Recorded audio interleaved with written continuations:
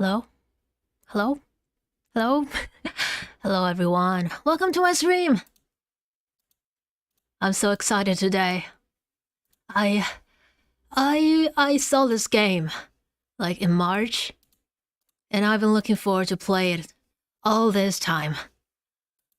And finally, here we are.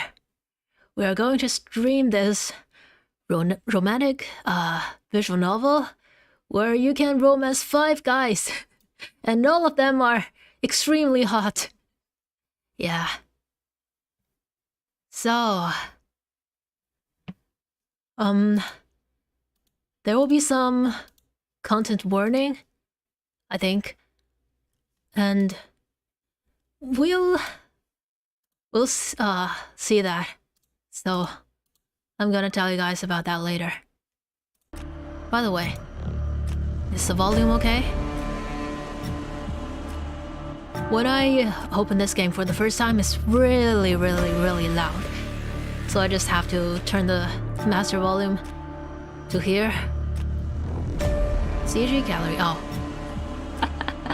I thought I can see all the CGs before I even get started. No, it's just not gonna happen.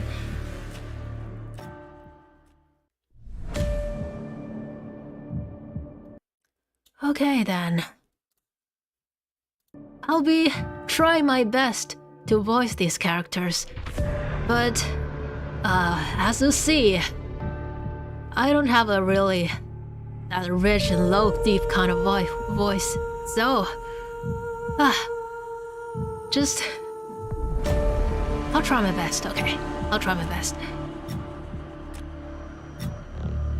Okay, let's go. New game. Demo product. This is a demo of the TOUCHSTARVED prologue, and not the finished product. Thank you. Content warning.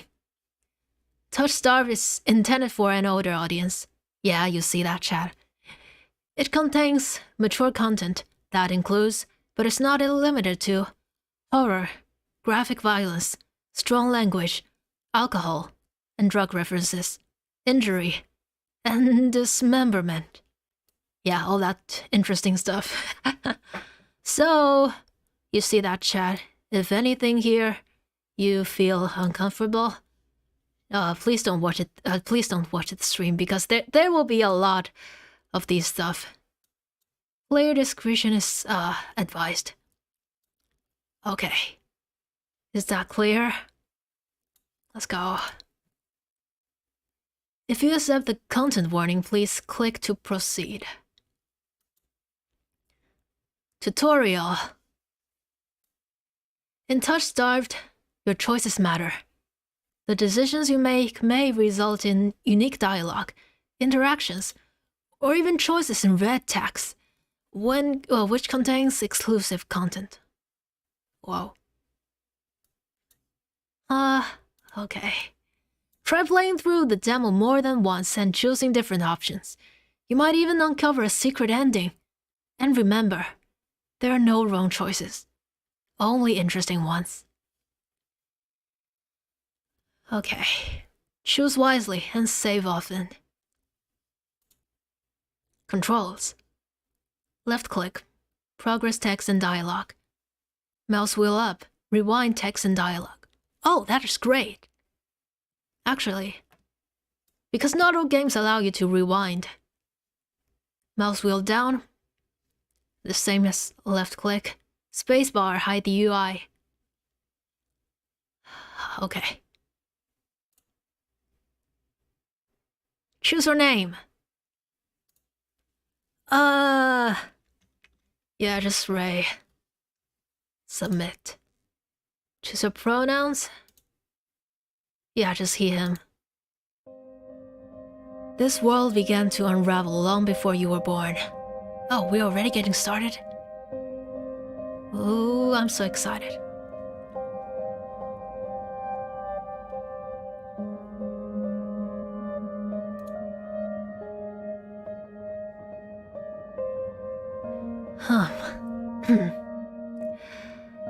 It began with fogfall.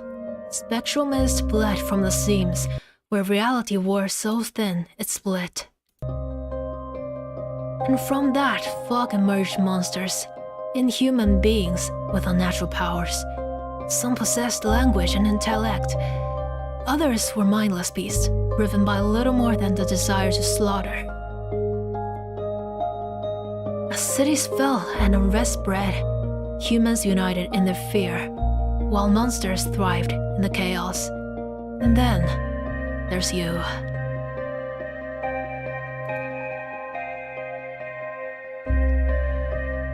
You're not even sure if you're human. You were born cursed, with hands that alter the minds of anyone you touch. Choose your backstory. Okay, so there are 3 backstories I can choose. Unnamed. Fallen Oracle. You were raised as an oracle in a remote temple. The priest claimed your touch bestowed enlightenment, but a visiting mage revealed your curse for what it is. Oh.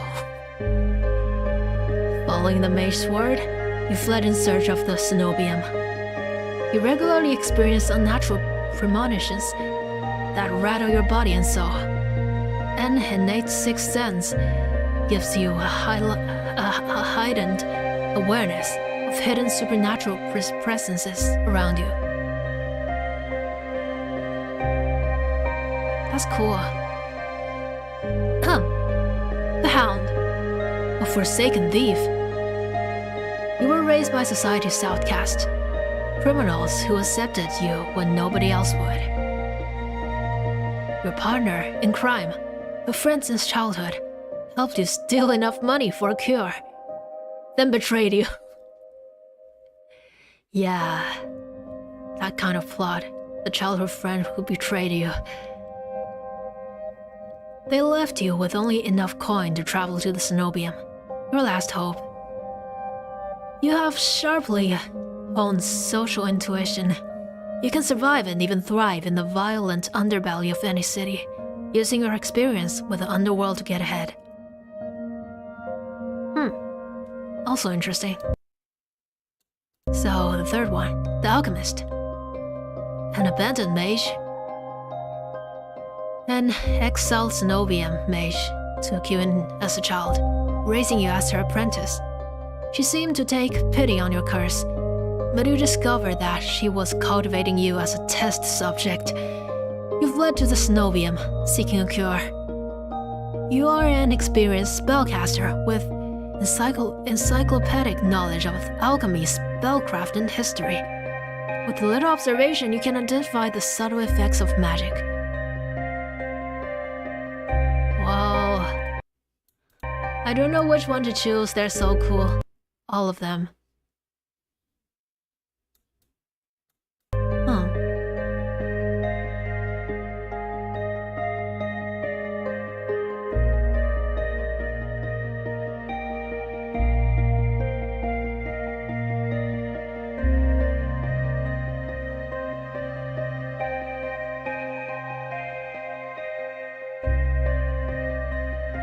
I think maybe the Alchemist? Because all of this, that just sounds so cool. Okay, I'm gonna go with the Alchemist. Confirm. Your name is Ray. You selected he/him pronouns. Your backstory is the Alchemist. Is this correct? Yeah, let's go. Yes.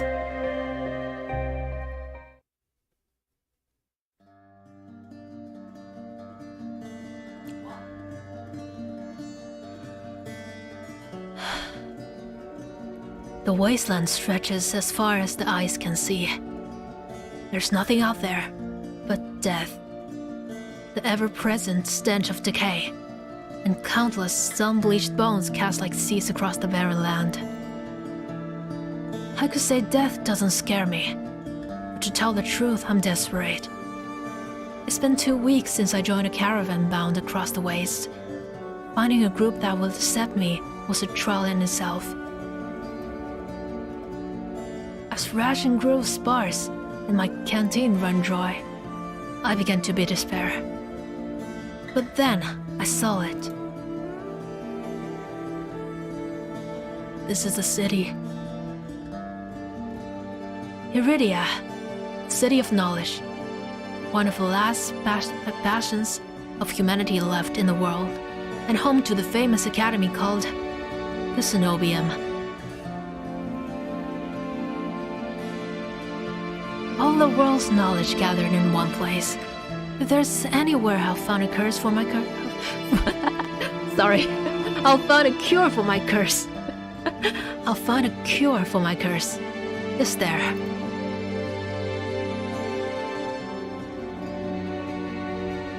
History? Oh, there's all the dialogues. All that stands between me and a cure is a final stretch of salt-soaked wastes. Or so I think, until I see the first tendrils of fog snaking beneath the wagon.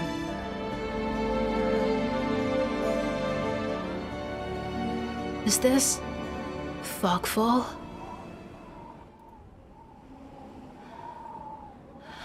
My stomach sinks at the very whisper of it. A silent storm more devastating than fire. Dangerous in cities, but a death sentence beyond them. A thick blanket of fog engulfs us, smothering out the lantern's light. The wagon lurches to a stop. An eerie silence heavy as the mist falls over us. The only warning we get is a strangled scream.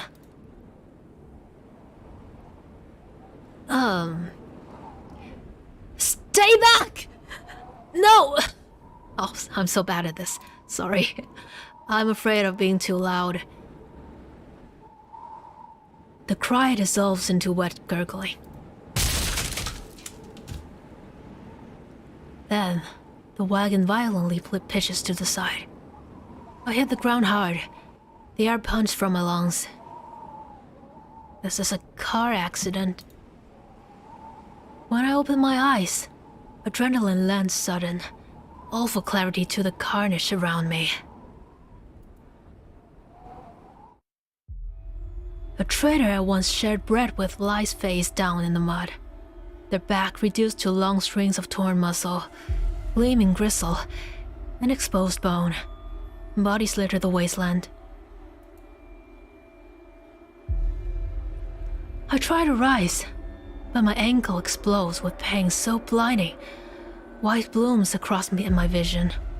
Only when my eyes adjust do I see the dark shape in front of me. So this is the soulless, the monsters, I guess.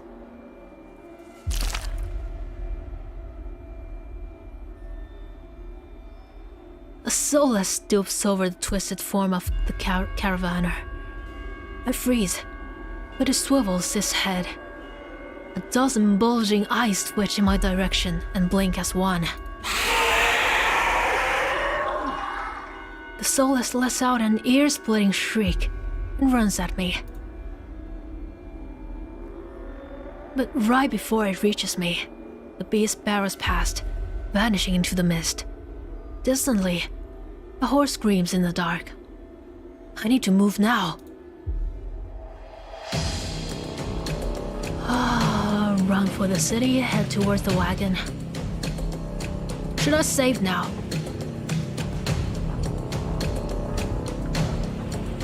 I've got exactly 99 empty slots, so I guess I can save. Let's go.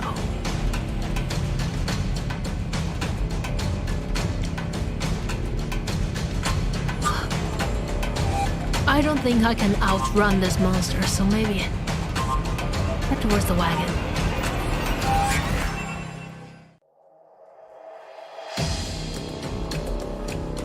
I take cover beside the wagon, where the air is thick with greasy smoke.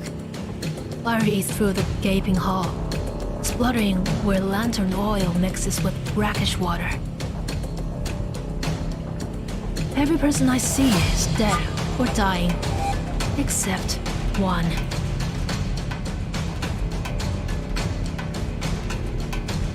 Oh, Mother, forgive our sins. Guide us into your earth. We are worthy. We are worthy. The traveler grovels by the flames, their hands clasped above their head in fervent prayer. I glance upwards, towards the gauzy lights of Iridia, just visible where the fog runs thinnest. I don't pray, but the sight of the city is all the reminder I need. I came too far to die here.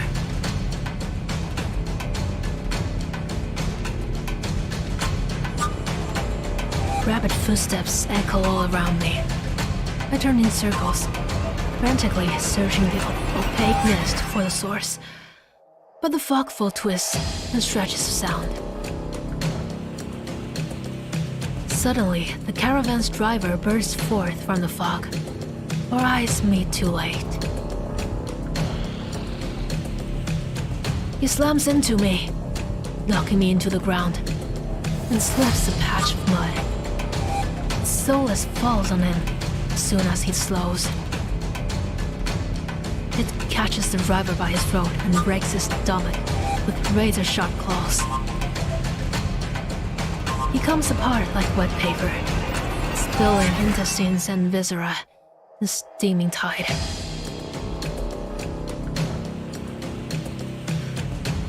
Fighting the urge to heave, I claw frantically through the slippery muck for a handhold. Oh. Shit. My hand catches on the jagged edge of a rib jutting up from the water. Bandages unfurl around the gouge torn deep into my palm. The pain is quickly forgotten when a hand closes around my wrist. Oh, we got our first CG. Traveler. A good-looking traveler, I have to say. Can you stand? The praying traveler leans over me. We need to run! They reach for my hand, and I realize too late that my bandages have come undone. No! Don't touch me! The sensation of their thumb brushing the back of my hand sends a shiver down my spine. All it takes is one touch. No. I've seen this face countless times before. This is my curse. Madness. My own making. Their grip on my hand tightens until pain radiates from my knuckles. Let me go! Suddenly, clammy hands crush my throat, choking off my breath. Die! Die! Die! Die! Die! Die! Spit bubbles at the corners of their mouth and flecks my face. The edges of my vision darken as my lungs scream for air. Spit bubbles at the corners of their mouth and flecks my face. The edges of my vision darken as my lungs scream for air. I don't think I can scream for help. I can't even breathe. How can I scream? I guess I will fight them off. Should I say, by the way?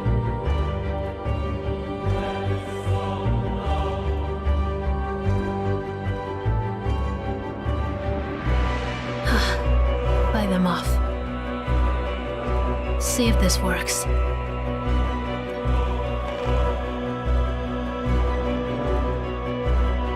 My nails gouge deep into the traveler's wrist, but no matter how much blood I draw, they don't flinch. Oh, the heartbeat. The more I struggle, the tighter their grip grows. My pulse hammers in my ears, slowing with each thudding beat. This can't be happening. I'm going to die. And not because of the fogfall or the solace, but because of my own curse. Tears stain my eyes. No. No. No! Not here. Not like this.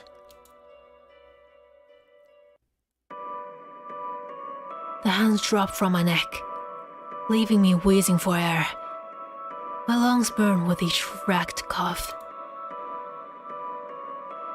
My vision clears, and the traveler's face takes shape, hovering inches from mine.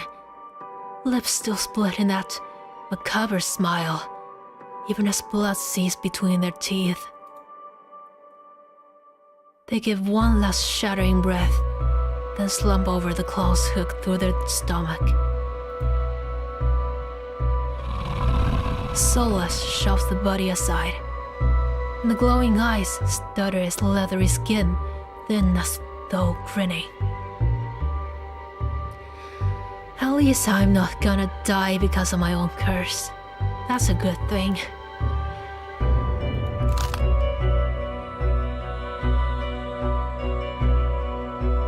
There's a flash of claws. Red spill across my vision. I thought there'd be pain, but as I sink into the murky water, all I can feel is the grit of silt filling my mouth and the icy embrace of shallow water. Distantly, I notice an arm resting among an outcrop of reeds. Mine, neatly severed at the elbow.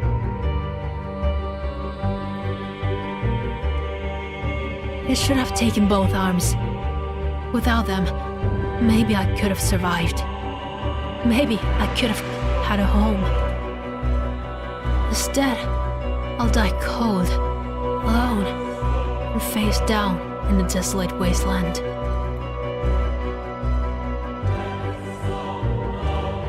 A fitting end for a monstrosity like me.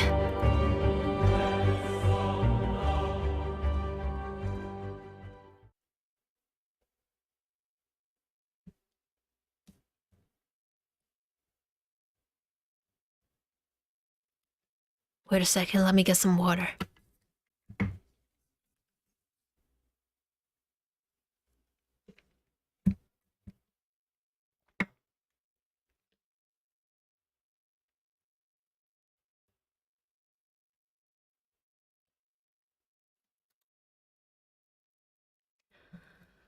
If this is death, it's not as bad as I feared. The cold is gone, as is the choking stench of bog water. I could drift forever, cocooned in oblivion, until all thoughts and sensation vanished.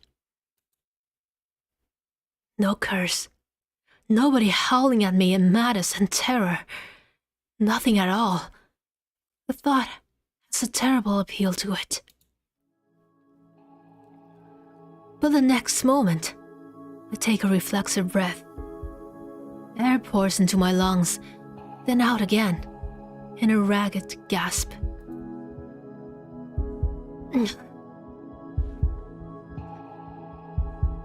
Feeling come flooding back.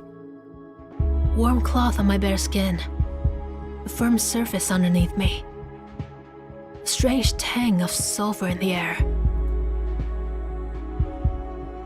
Oh, I guess this is the first character.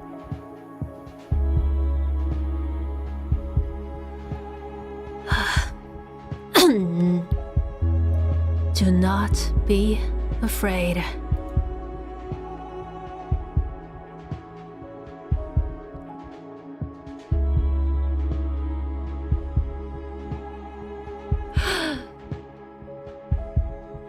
Oh my gosh, he's so beautiful. This is KURAS, I guess.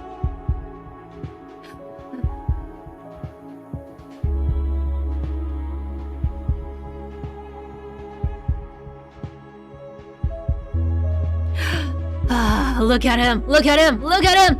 Ah! Okay, let's continue. Okay. I twist my head toward the voice. Tears flood my bleary vision as the bright glow of lamplight. Try not to move. The voice is calm, steady, and commanding. But more importantly, it's a stranger's voice. A beautiful specimen indeed.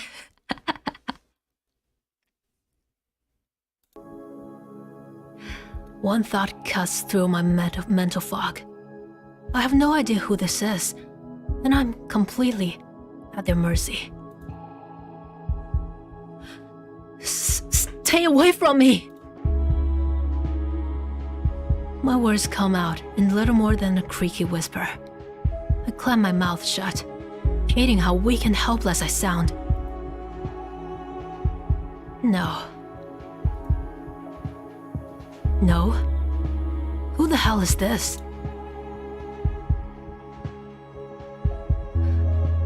Should I save? I think these two options doesn't make much difference. Maybe, just save. There's 99 slot there. Save. Okay. I want to look at him. I want to take a closer look. I'll sit up. I manage to push myself up on one elbow, but my head swims, and my surroundings give an alarming lurch. A stubborn patient. I don't have the strength to dignify that with a response. Instead, I pull the sheet up higher and wipe my eyes until my vision clears.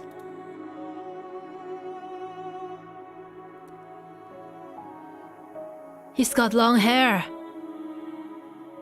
Look at those hair, those eyes, those earrings, those...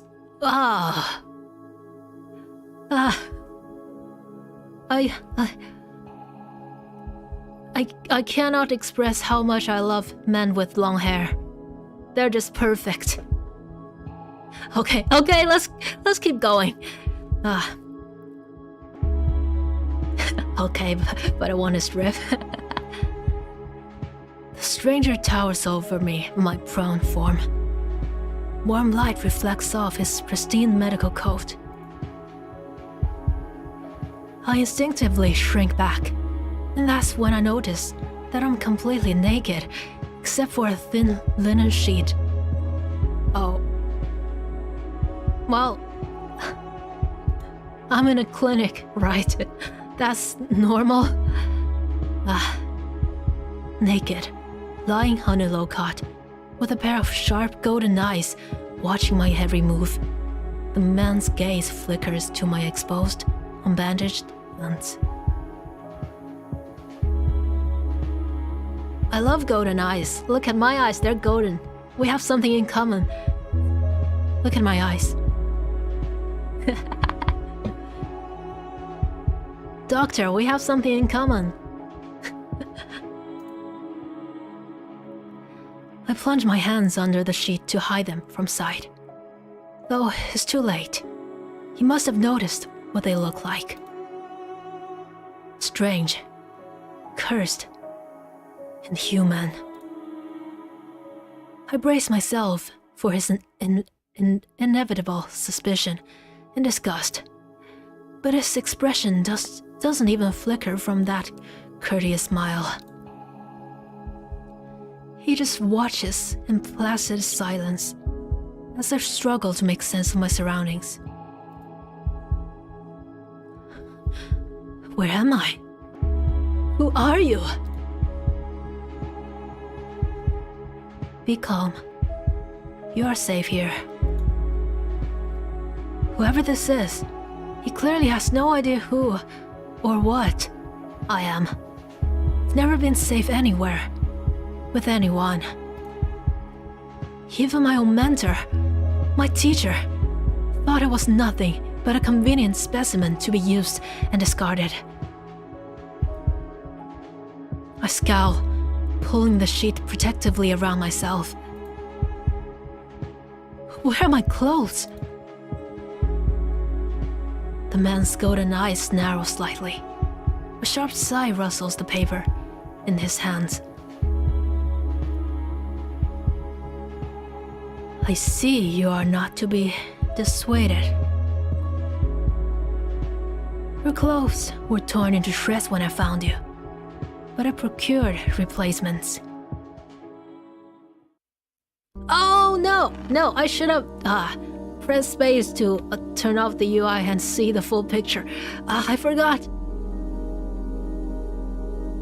I will be able to see that CG later, right?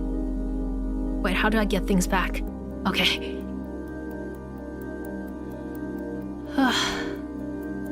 With a soft creak, he stands from his chair, giving me a better view of my surroundings.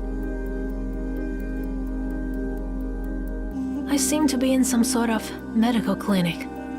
Bottles of silvery, alchemical concoctions line the counters in neat rows. The air makes my nose twitch. A faint whiff of smoke and something distinctly metallic that I can't quite place.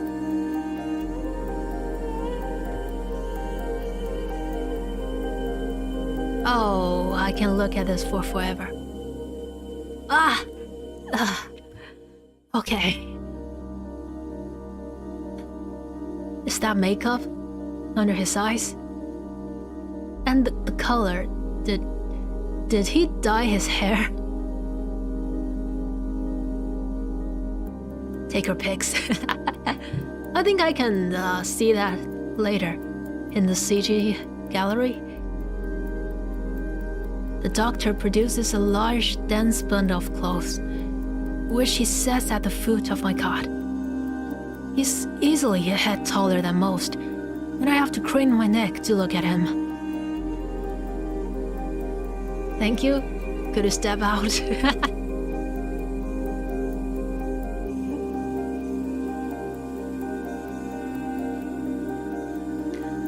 He saved my life, though. I will thank him. Thank you. I should be polite if I can, especially since I don't know who this is, what he can do, or what he wants with me. Thank you. You're welcome. I will leave you to get dressed. With a curt nod, he leaves through the narrow door. I hear a soft click as the clock turns behind him. I count to 3 in the sudden silence. When I don't hear any more footsteps, I reach for the bundle of clothes. An itch on my elbow stops me short. I reach down absently to rub at it, then freeze when my fingers meet a neat line of stitches. Well, he stitches my arm back. That's some really advanced technology. I know what I saw. That beast took my arm clean off. And yet, my arm shows no sign of injury apart from the black stitches poking through my skin. I gingerly flex my fingers, feeling my heart race at the sensation. This is impossible. I should be dead, or at the very least, gasping out my last breaths. I squeeze my eyes shut, waiting for the pleasant dream to unravel, to wake up bleeding out in the swamp. But nothing happens. The seconds take by, and my arm remains resolutely healed, my surroundings pristine and quiet. In numb disbelief, I reach for the replacement clothes and begin stiffly pulling them on. They're thicker and warmer than mine were, with a black woolen cloak to go with them. But there's one thing still missing: my bandages. The golden-eyed man didn't leave me with any, even though I know he saw my hands. I slide off the bed and take a few unsteady steps toward one of the drawers. If this is indeed a doctor's clinic, there must be bandages somewhere. I start opening drawers at random, and of course, that's when the door swings open once more. Are you looking for something? I whirl around, clutching a thick roll of clean bandages. I try to step back from him, but my legs bump up against the edge of the cot. Your caution is understandable, though if I meant you any harm, you would know.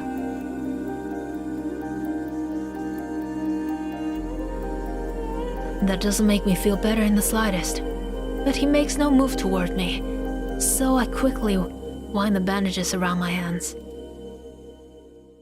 The glowing scars and mottled skin disappear under a layer of clean white cotton. May I ask why you need additional bandages? I clench my jaw. I knew it would only be a matter of time before he asked about my hands, though the way he does it is strangely roundabout. Say nothing, glare at him, decline to answer.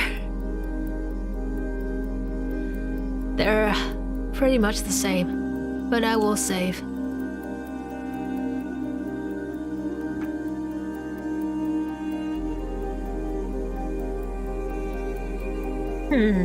I guess I will glare at him. Glare at him. He doesn't need to know, yeah. Well, at least he somehow managed to stitch my arm back.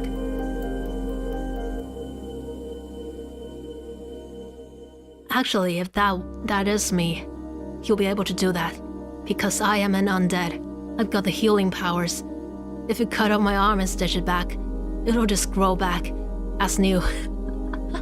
Don't ask me how I found that out. I fix him with the coldest glare I can muster. He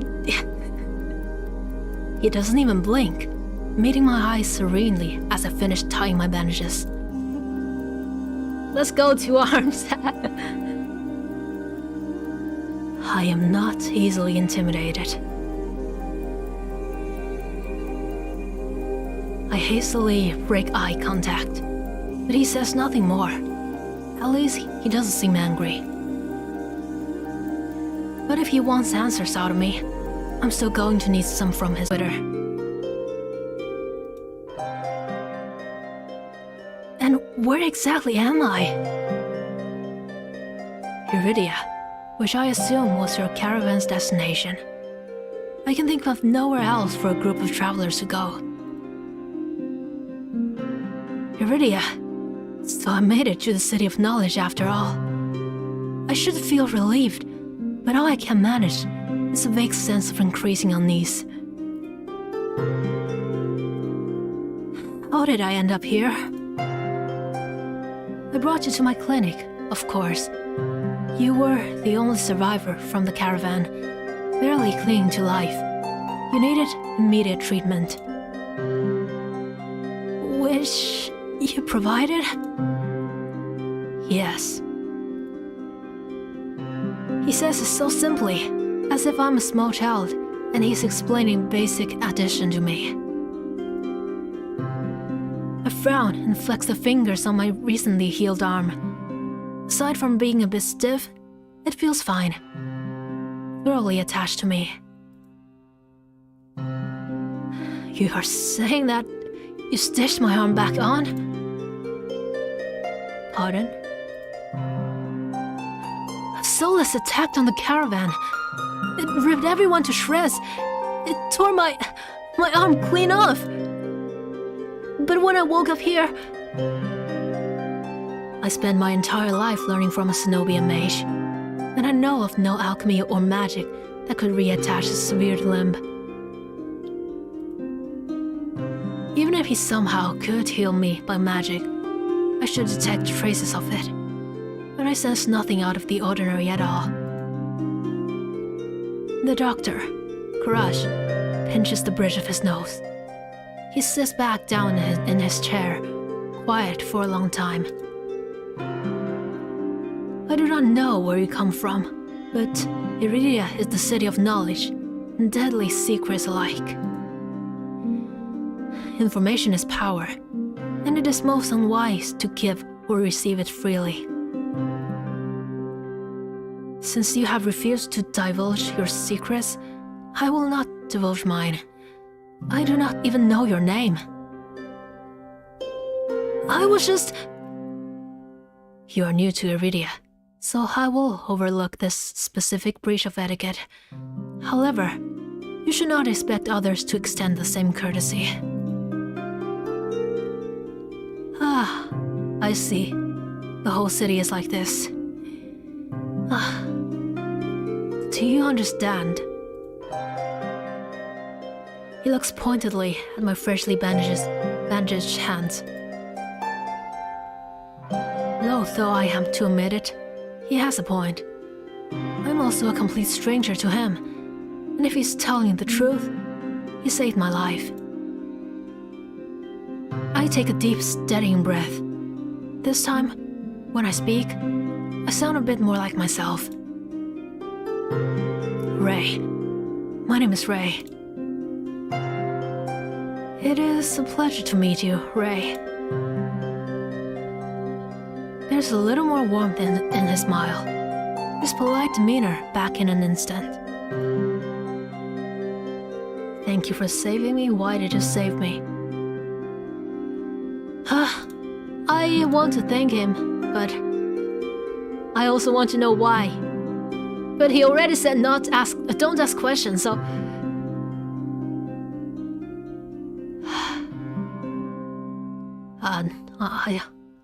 I want to know, why did you save me?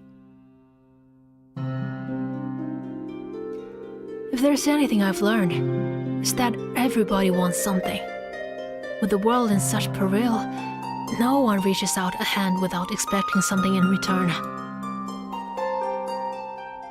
Can I ask why you saved my life? You don't know me. The question seemed to startle KURAS. His eyes are wide open. But what happens if we want to ask questions? I don't know. I just asked a question, and he's like this.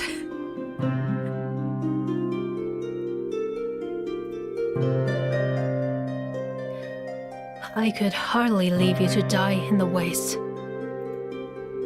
Assisting those in need is the very essence of a doctor's duty. I've never met a doctor who also handed out free clothes.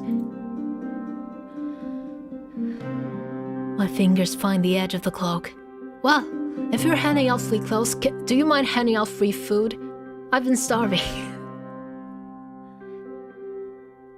There's a subtle but delicately embroidered pattern around the hem. I try not to think about what kind of price KURAS might ask for such well-made clothes. No, I suppose not. Forgive my presumption. I rarely come across so fascinating a patient. What did you say? What did you just said?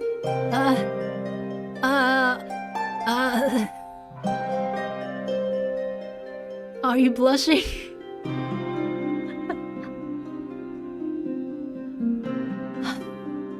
Okay. I blink. What did he just say? I simply meant that few would cling to life so resolutely, or brave such a perilous journey to Iridia. May I have food, money? May you provide me a place to live? I could not help being curious about you, Ray. His voice dips to a soft murmur, and he abruptly looks away from me. You're pretty curious yourself. I don't know what to say to that. You're pretty curious yourself. I'm gonna go with that. You're pretty curious yourself. Am I? Well, I haven't forgotten about my arm. A wiggle with my intact fingers at him. Clearly not. But you haven't asked me for any payment either. I require none from you. Travelers do not have an abundance of coin, and it would be unethical to leave you destitute in a strange place. I feel silent, unsure what to say to that. Nobody would help a horror like me for free. There has to be some kind of catch or trick, right? A loud knock at the front door stops our conversation cold and spares me from having to say anything else. Duty calls. Unfortunately, you're not my only patient today. The knocking grows more insistent, and KURAS lets out a tired sigh. You really said you're broke, dude. Yeah.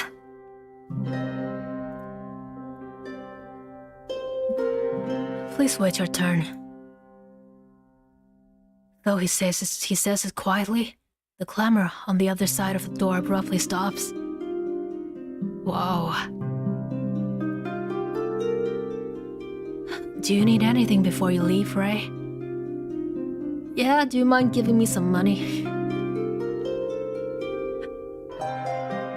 I mean, I need money to survive. Oh. Between the soulless attack and my miraculous survival, I'd almost forgotten why I came to Iridia in the first place. I need directions to the Cenobium. The Cenobium? The look on his face is downright chilling. He pauses, choosing his words with cold deliberation when he speaks again. Can I no longer be broke? Whoa, look at his face. He's really angry.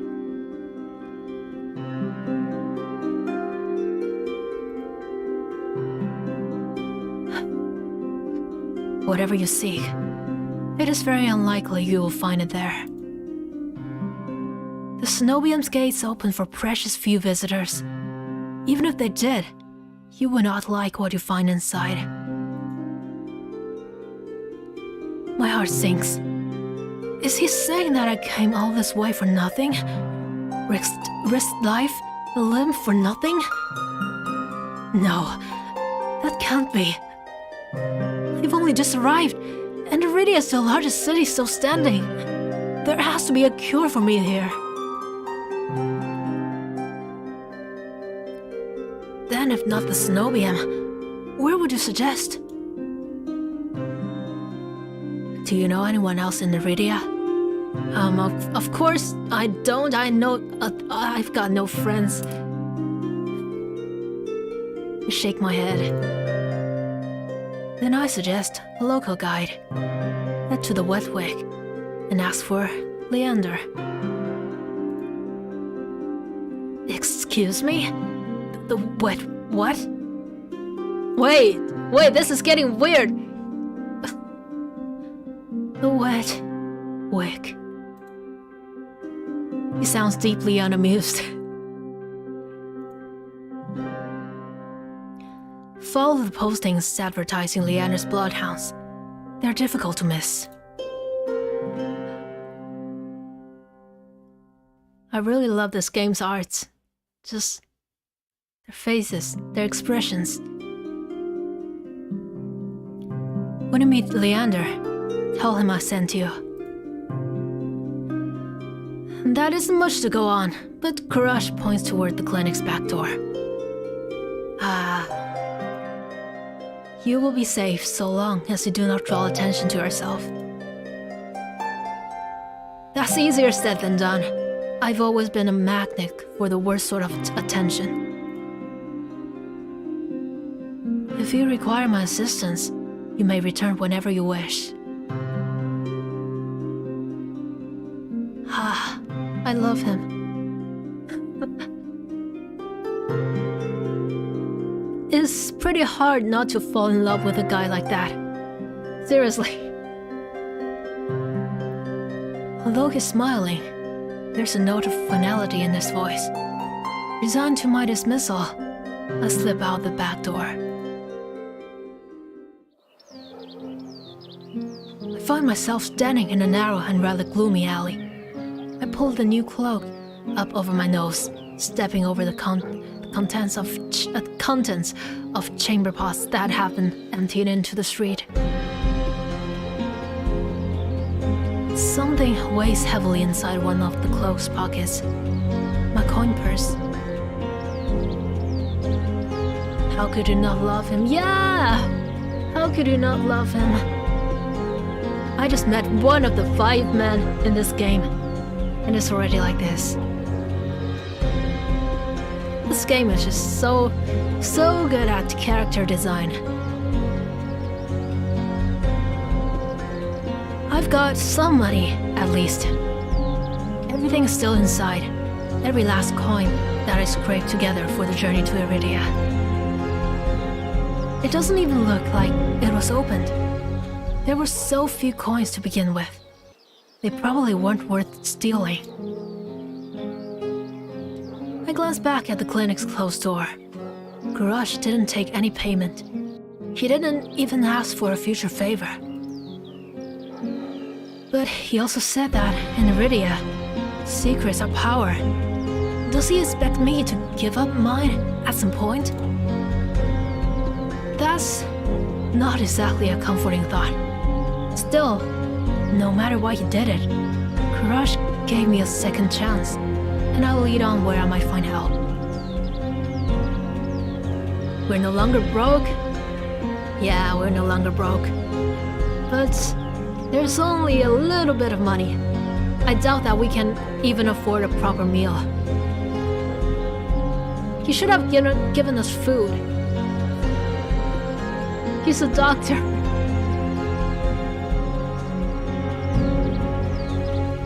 I'd better get going before he changes his mind. I squeeze out of the alley and into the crowded main street. The line outside KURAS' clinic stretches down the road already. 2 thin peddlers queue alongside weathered elders. If any place is in desperate need of a free clinic, it's this one. Or can we? I don't think we have that option. The cobblestones are treacherously rough under my feet. Deep grooves worn between them by regular flooding and decades of hard use. He should have given us 100 or something. Yeah. But he sent us to Leander. Maybe he's going to give us money. Who knows? I knew Iridia was a river city, but I didn't expect it to look so eroded. The buildings are tired and dilapidated, all crammed together in narrow streets. A child darts by, clutching something greasy wrapped in a paper. The smell of fried food drifts over me. My stomach gives a faint gurgle. Yeah, like I said, I should have asked for food. Vendor. This morning's catch. Fried up, hot and fresh. Not too many eyeballs today. Not too many eyeballs today? Oh. That sounds disgusting. But I'm starving. So I duck my head under the stall's grubby awning.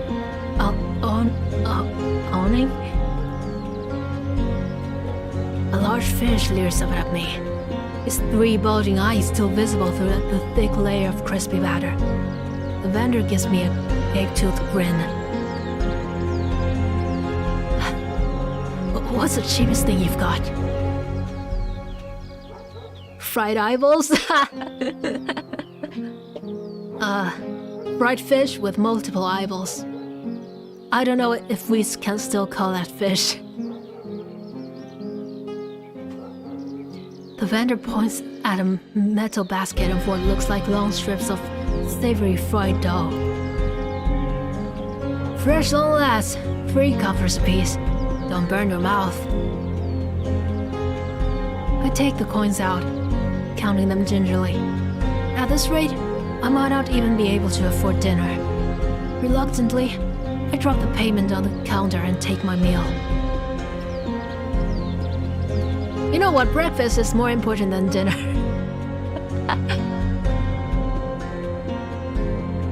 2 streets later, I pass under a wrought iron archway adorned with dangling garlands of red and pink lilies. That ain't no fish, that's a cyclops fish.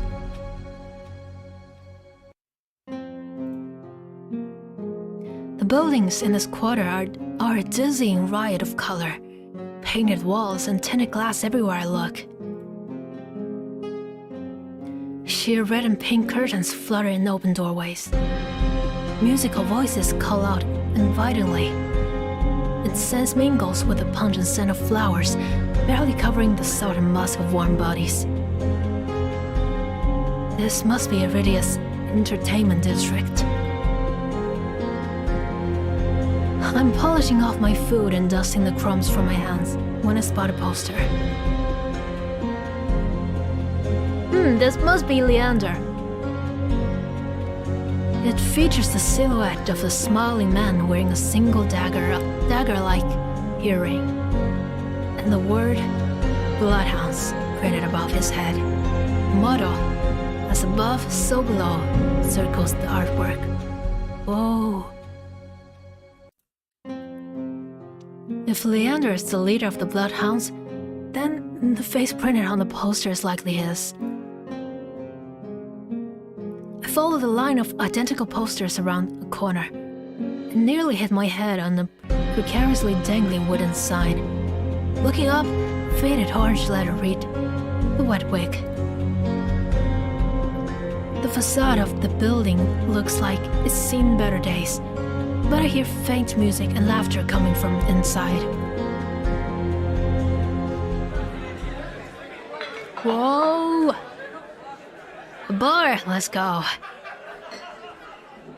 The inside of the bar is a far cry from the abandoned exterior. It's not even midday, yet most of the tables and booths are occupied by a loose assembly of people in matching green cloaks. I'm no stranger to bars. Sometimes I would take my books to the local tavern for a change of scenery, but I much prefer quieter places.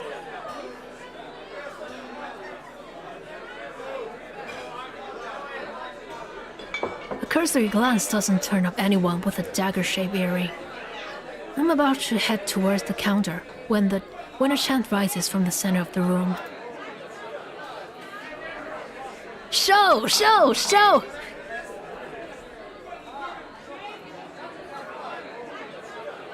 The remaining green cloaks abandon the bar, and rhythmic chanting drowns out my voice. I thrash, throwing out my elbows as the press of bodies grows heavier. My head knocks into a table.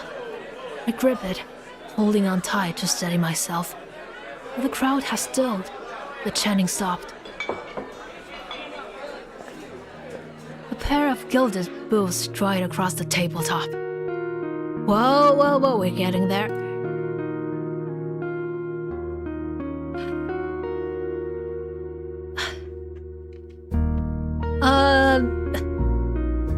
The only thing I know is that the game just shoves the close-up look of a chest upon my face.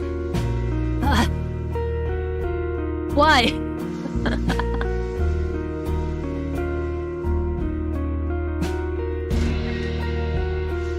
This is the earring, I guess.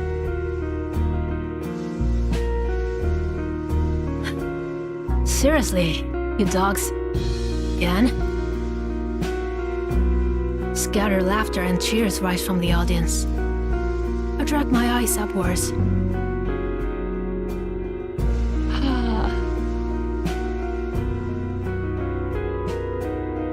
Okay, I see. So everyone in this game is like super hot. It's getting hot in here. Yeah, I'm feeling the same.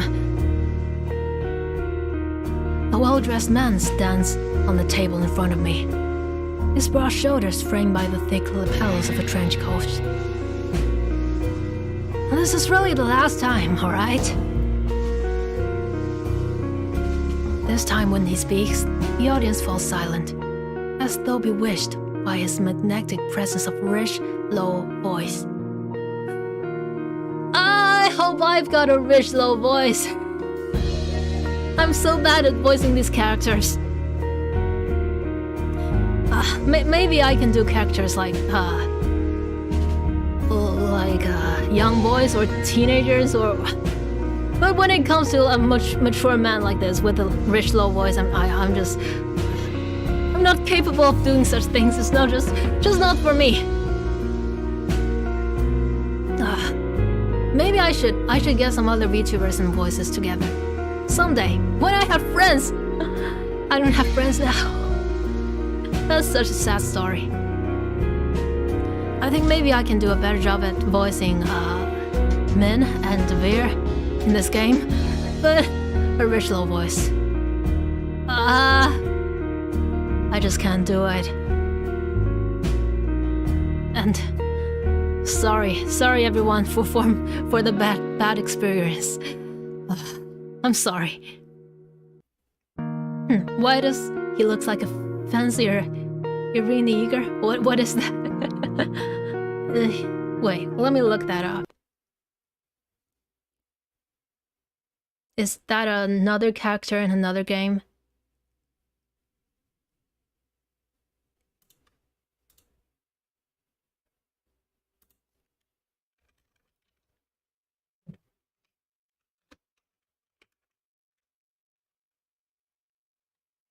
Oh.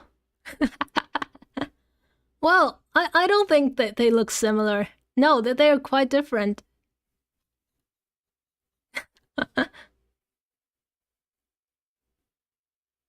Is it a character in the show?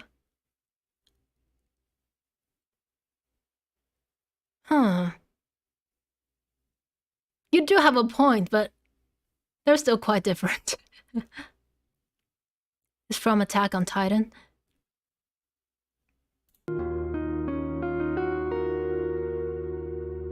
I hate my voice. Let's move on.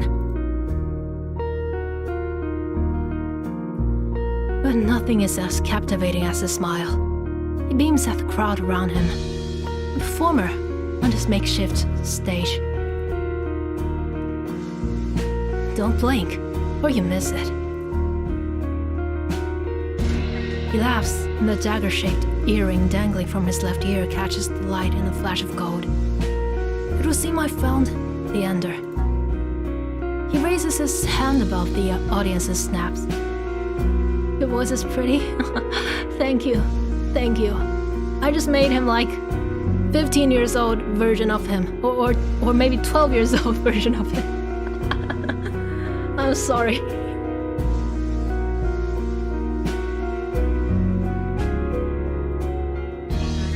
My voice just sounds like I never went through puberty. A flash of pale green light, real magic, no ordinary stage trick, blinds me. Whoa.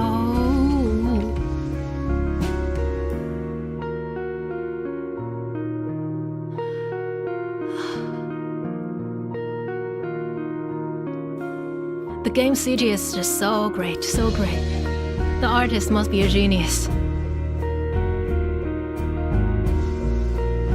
As the brilliance ebbs, my gaze refocuses on the mage towering above me.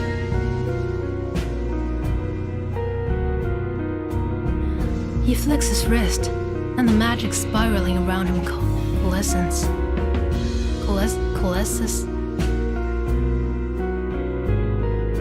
A delicate flower stem sprouts from between his pinched fingers. That's so pretty, yeah. One by one, glowing lily petals spring forth. With a flourish, the mage presents the conjured flower. The audiences burst into clapping and cheers. My mouth hangs open, and not just on account of the impressive performance. There was no incantation, no spell circle. We've never seen something so beautiful and intricate conjured so effortlessly. Leander must be an incredibly gifted mage. No wonder KURAS recommended him. Leander plucks the iridescent bouquet out of the air and turns in a slow circle, giving his audience a good look. Now, who could use some good luck? Eager onlookers scoot closer to the table. Some reach for the lilies, while others whistle and call Leander's name.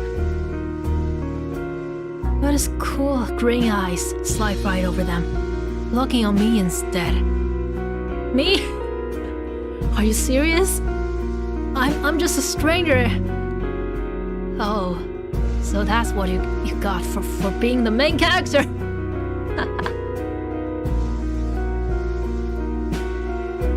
How about you? My chest tightens. Every person gathered turns to stare at me. Take the flowers, refuse the flowers. Of course I will take the flowers, come on, take the flowers. I reach out, all too aware of the way my fingers tremble as I carefully take the flower from him. Main character perks, yeah. There's no weight to them, only a faint warmth that radiates from the stems. As soon as the flowers leave Leander's hand, their light dims. They fade away in a shower of opalescent light. To my surprise, Leander laughs under his breath. That's the problem with flowers. They don't last long, but they leave an impression, right? He grins at me, and I find myself smiling back.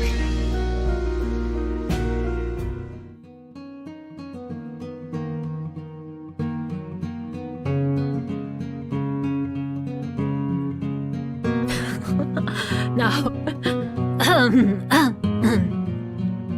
Leander steps off the table, dropping among the excited crowd with an audible clink. All right, bloodhounds, get back to your drinks. Show's over.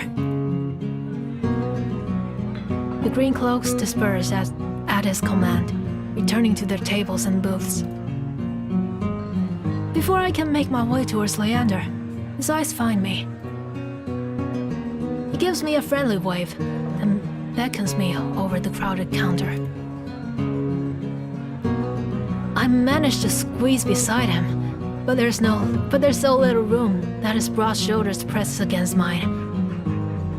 You're looking respectfully, right? Of course I am. Of course I am.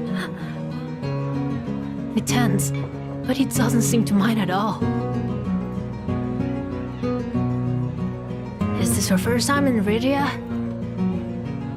He says it lightly, with a genuine air of curiosity. Do I stick out that much?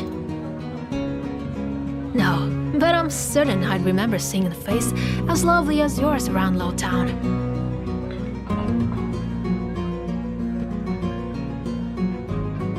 Oh, this just the first time we just met. Are you going to say this to everyone? Oh, well, I guess he just says this to everyone. By the way, he looks so tired for some reason. Maybe it's because the shadows all around his eyes. He looks like he hasn't been sleeping for 3 days. He got Riz.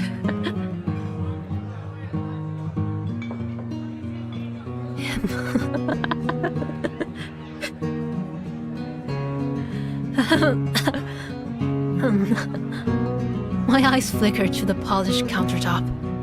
I'm not used to flattery, and being this close makes eye contact difficult.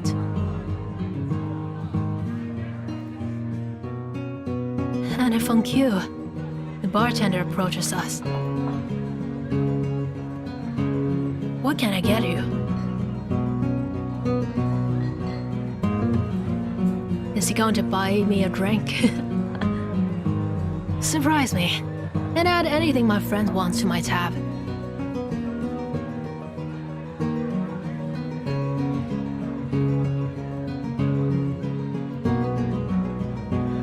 I wasn't expecting the generosity, but I have to admit, I do feel a little thirsty after all the fried dough. Yeah, let me get some water.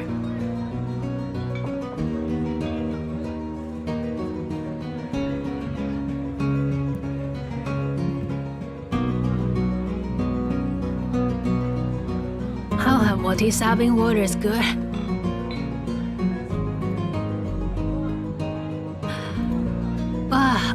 I don't know. I feel like if I have what he's having, it's gonna be something really weird. But I kind of want to see what he's having. I'll have what he's having. I'll have what he's having. While the bartender leaves to fix our drinks, Leander leans his elbow on the counter.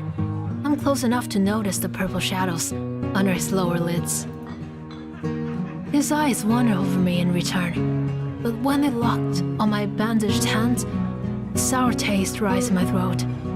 Here comes the questions.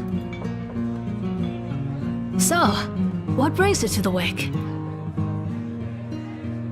KURAS sent me? Why is he suddenly disappointed? He pushes his hair back from his forehead, but it immediately falls right back into place. He is sleep deprived. Probably. Sir, what have you been doing all those nights? You've been doing something else.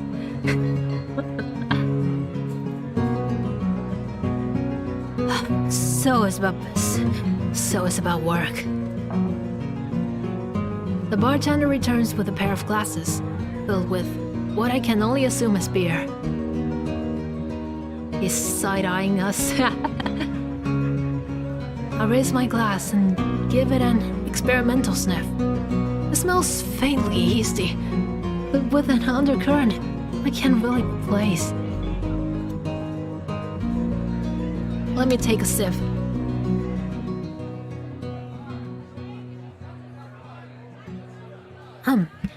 A quick sip confirms my worst suspicions. It's awful. No. I should have just asked for water. Somehow, briny and sour in a way that reminds me of pickles. What? Okay. I chose that. But any thought of complaining dies the moment I look up and see Leander taking a deep swig from his glass. He lets out a satisfied breath. How can I be of assistance? I need to get to Cenobium. Again, he's just... Every time I mention the Cenobium, everyone just... As soon as the word Cenobium leaves my mouth, the entire bar falls silent. Bloodhounds twist around in their seats to gawk openly. Finally, an especially drunk one speaks up. Can I get money as well? At least give me a way to earn money.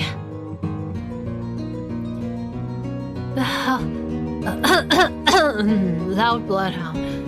The hell are you bringing up the Cenobium in here? Bro him out. This is bloodhound territory. Vitriol catches me off guard.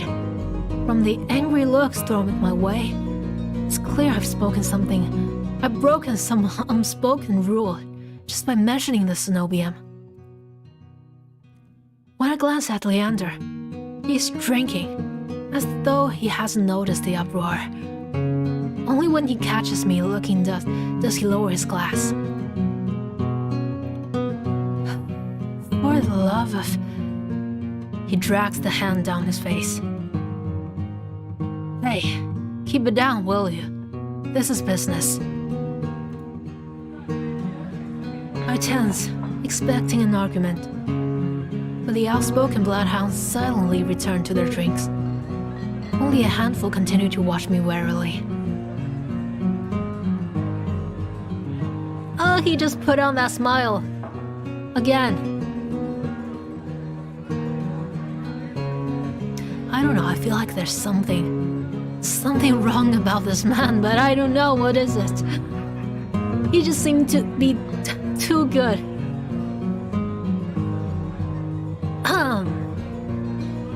Sorry about them. The Cenobium is a bit of a touchy subject in these parts. Mix enough drinks and, well, you saw. How about we continue this outside? When I give him a terse nod, he pushes away from the bar counter.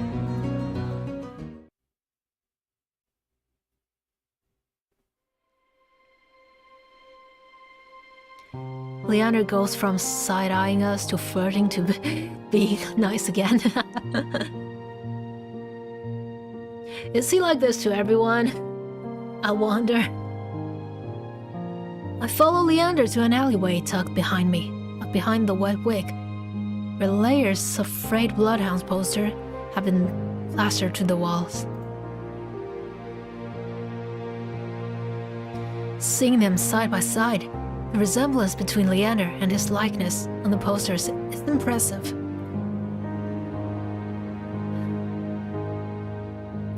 KURAS didn't send you here for help with the Cenobium, did he? From the look he gives me, he already knows the answer. I glance away. Honestly, I wouldn't be surprised if he did. Yeah, that's what I'm thinking. No, he didn't. He suggested I find an alternative. Yet here you are, asking about them anyway. What do you need the Cenobium for? I don't want to tell him about my curse. The less people know about my capabilities, the better. Thankfully, Leander takes my reluctant silence as an answer.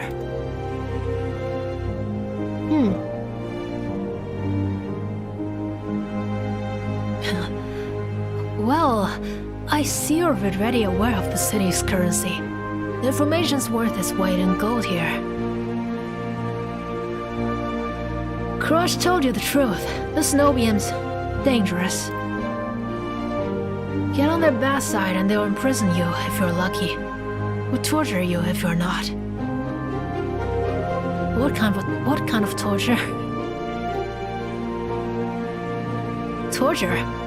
My teacher never described anything like that.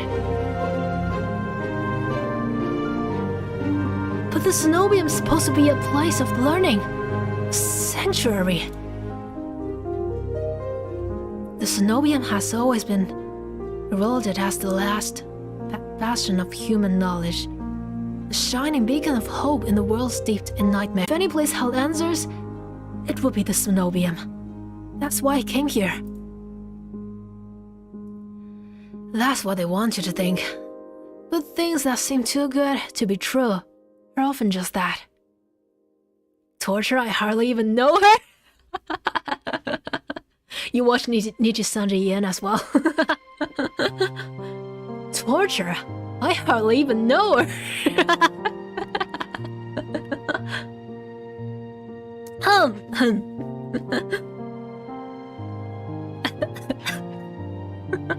I wasn't expecting that. Things that seem too good to be true are often just that, including you.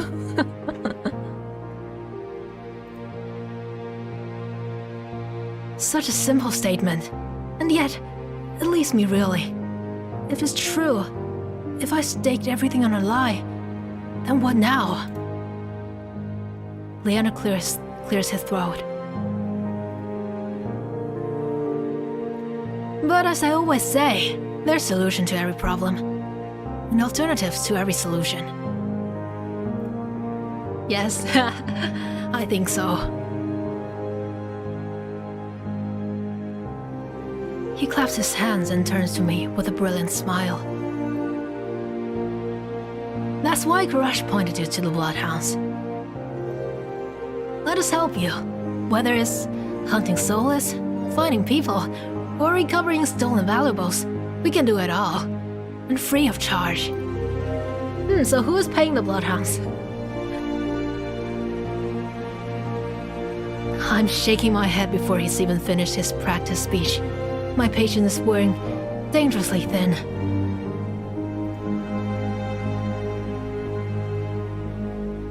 Listen, I appreciate the offer, but my problem can be solved by a group of good Samaritans. To my chagrin, Leander nods slowly. Then your problem must be fairly serious. And if the cenobium's your first choice, you're searching for a magical solution, aren't you? The moment he opens his eyes, he put on that smile. With my eyes widened, he nods along, as though he suspected all along.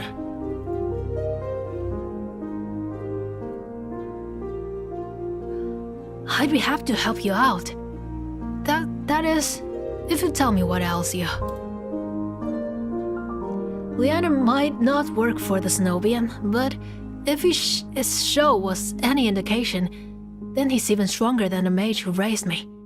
She couldn't do anything about my curse, but maybe... I'm silent, plagued by my indecision.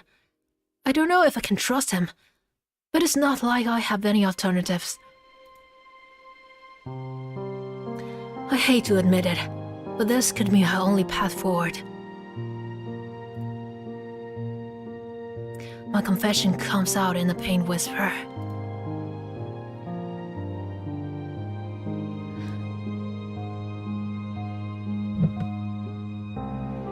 I'm cursed. Cursed? Oh, now I'm very curious. What kind of curse?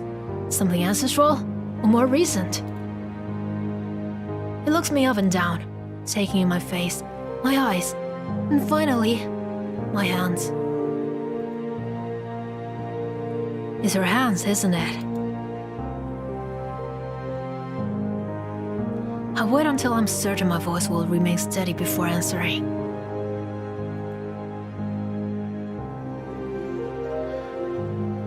My touch is dangerous. It changes people, hurts them. Before I've even finished, Leander begins taking his glove off. He tucks his left hand free and flexes his fingers. Let's see it. He offers me his hand, and a prismatic flash of magic ripples across his palm. An enchantment for protection. But I'm already shrinking backwards.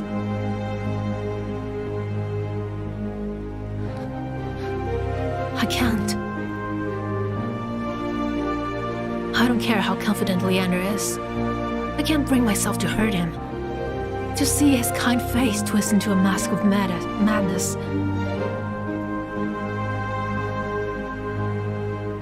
Believe me, this isn't any ordinary curse. I'll be fine. Perhaps where it came from, your affliction was strange and one of a kind. But spend a year in this city, you'll see 1,000 curses and thrice as many cures. Do you really think KURAS will send you here if I couldn't handle it? How should I know? I only met him today. I am as good as any mage in the cenobium. Better, even. If they can help, so can I. You don't know what you're asking me. I'm asking you to trust me. I look from Leander's outstretched hand to his confident smile. Then, with a short breath, I began unwinding the bandages from my hand.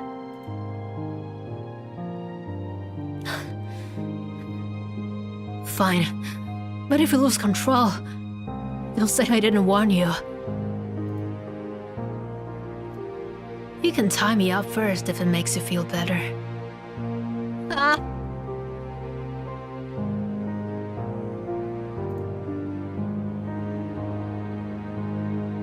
With each joint I expose, I grow more and more certain that this is a terrible idea.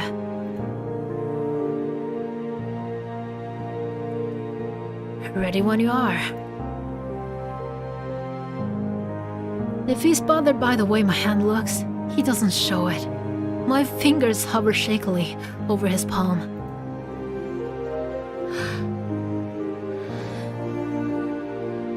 Three, 2, 1.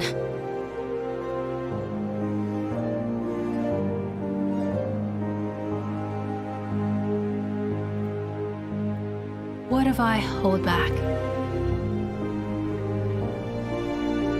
No, I want to touch him. Let's go. You tap his palm once, as quickly as possible. It's barely more than a brush, but that's all it ever takes. When I look at his face, expecting to see the worst, Leander only grins. See? It can't be. This time, when I reach out to touch Leander's palm again, he catches my wrist before I can pull away. Why are you blushing? Why are you blushing? Why are you blushing? Why?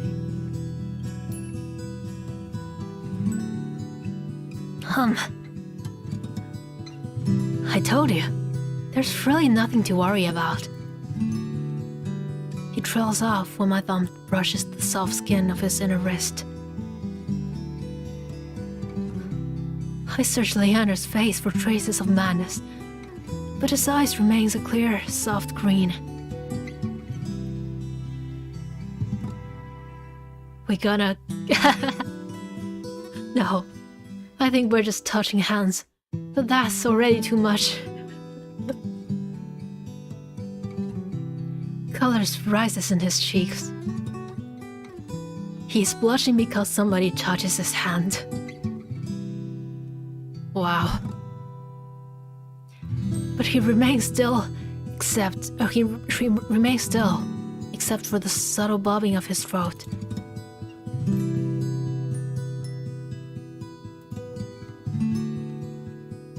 Neither of us speak as I trace the contours of Leander's palm, lost in an awareness I wasn't prepared for. I've been with other people, kissed them, been embraced by them, and more. Not like this. Wait! You've kissed other people? But you can't even touch them. How? I don't understand.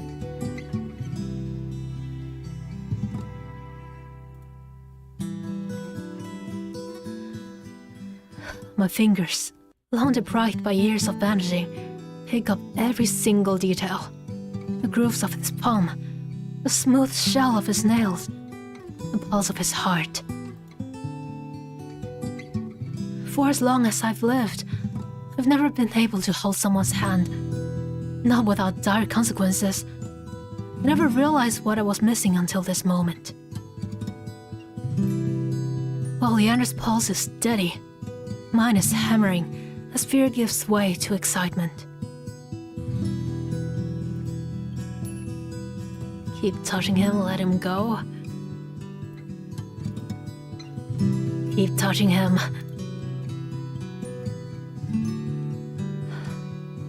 My hand glides over Leander's wrist and up his forearm, where smooth skin abruptly gives way to the raised scar by the edge of his sleeve.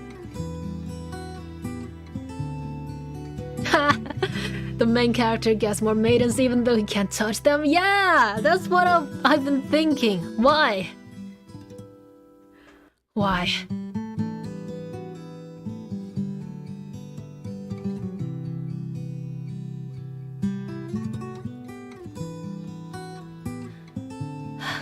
It matches the one that runs from his collar to cheekbone. Could it be the same wound? I glance at Leander's face, and his lips part as he considers his words before speaking. Am I the first person you've been able to touch like this?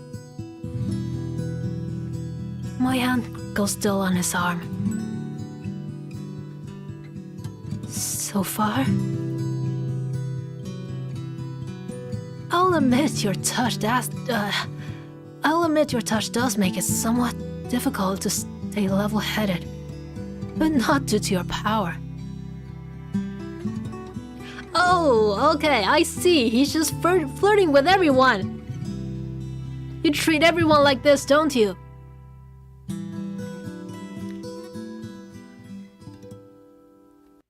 Do I just have to not touch anyone, then I get maidens?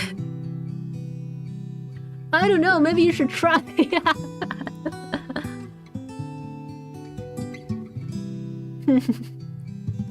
Honestly, you can try. Just cover your hands in bandages so you can be really mysterious. And maybe that's gonna work, who knows?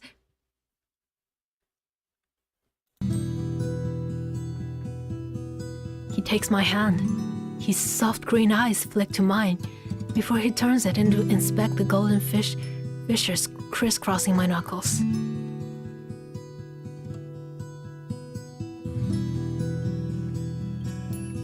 Oh no. Look, we match. He points at the golden pin on his coat collar, and I give him a small smile. That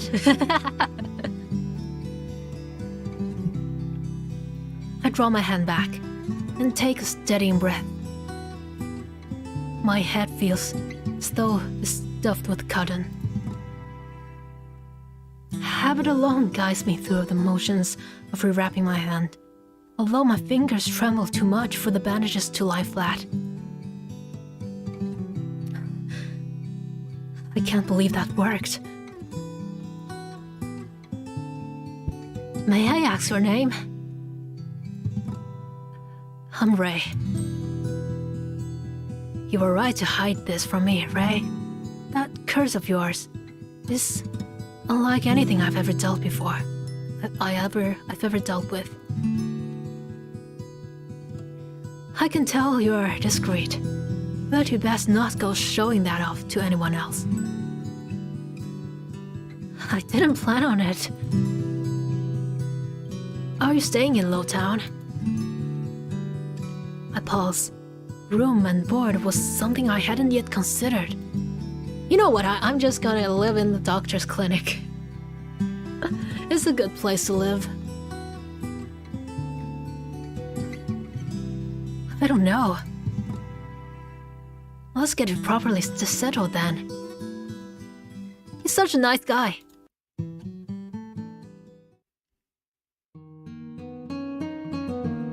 I just met him. The Wetwig is noticeably quieter. Without their leader, most of the bloodhounds have dispersed, or in a few cases, fallen asleep beside their drinks. Okay, so I see. Everyone just came here just to watch the show. Everyone came here to see Leander.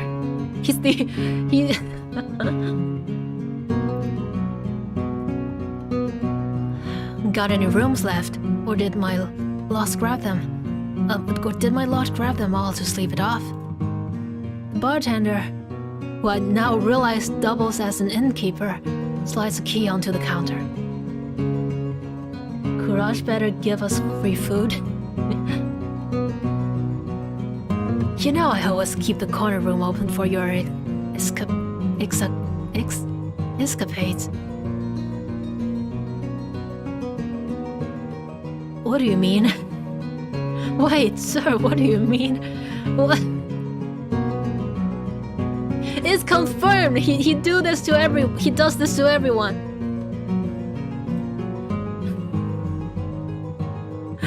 Ah!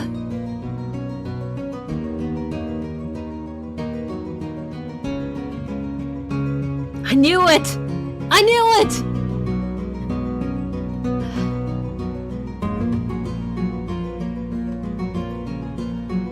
Leander's laugh sounds slightly strange.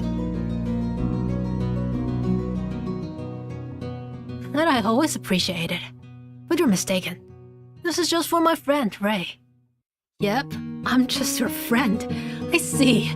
I'm your friend. Sure. Stay as long as you like. You two have fun. No, it's not! It's not what you think! No!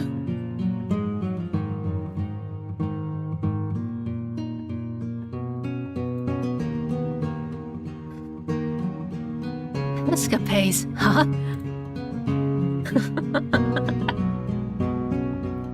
Leander clears his throat, then holds the key out to me. But I hesitate. My coin purse barely holds enough for a day's worth of meals, let alone a room. We just got friend-zoned, and for what?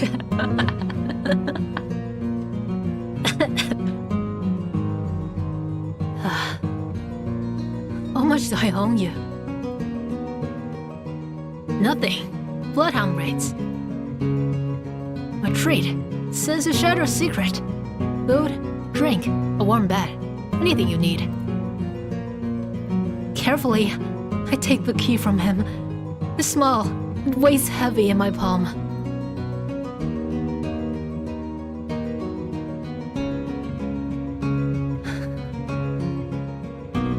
I never expected to have a warm bed in Nvidia, let alone free meals.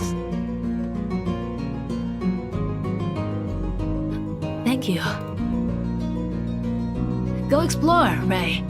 You'll find many roles in Nvidia, each leading to different answers.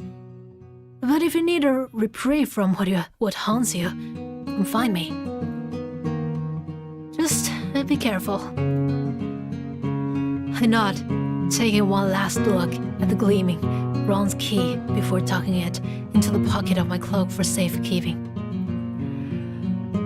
Okay, at least we've got a place to stay now. Leander gives me one last friendly wave before I depart.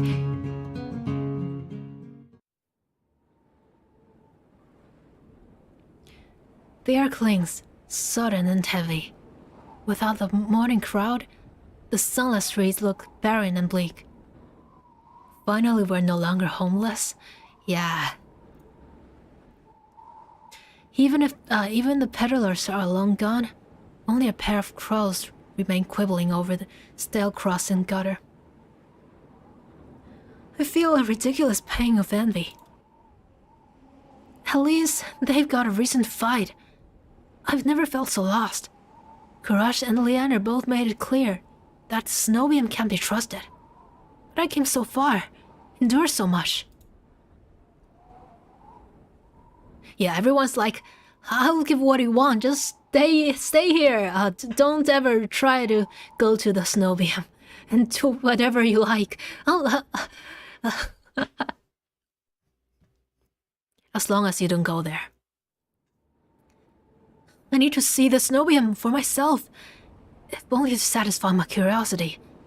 I should have asked someone at the bar for directions before leaving.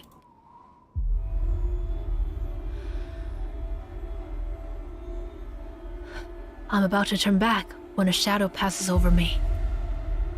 A cloud, I think, until a puff of hot breath back of my neck.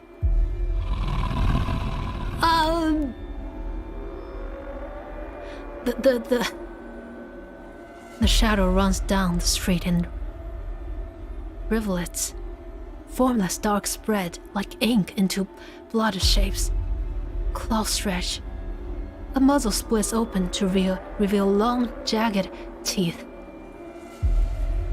Everyone says don't go to the Snowium, and we say no. Yeah, I'm gonna be a brat.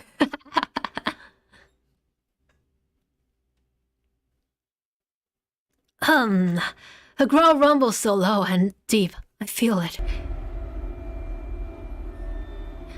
I want to run, to scream, but I feel trapped. As though the slightest movement or a single breath will snap the jaws around me shut. No, I won't let it end like this. If I'm going to die, I want to see what got me first. Steel myself, then turn.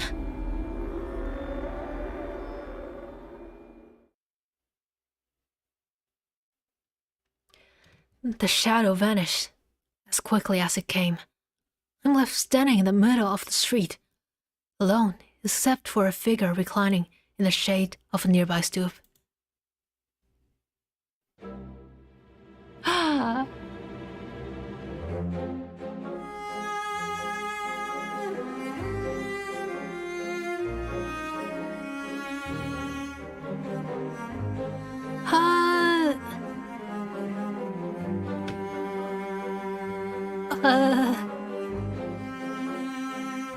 I don't know where to look at.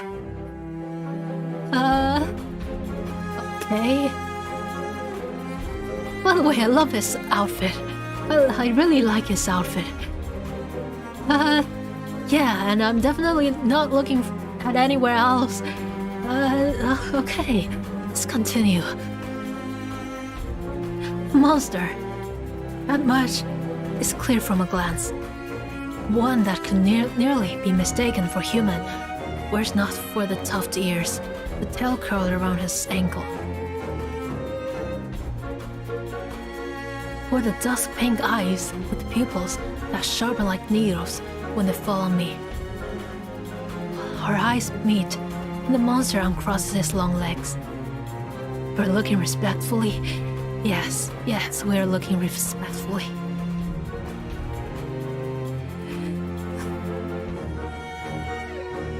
His hair gleams, a shade of red that reminds me unsettlingly of blood, where it curls around his colored throat.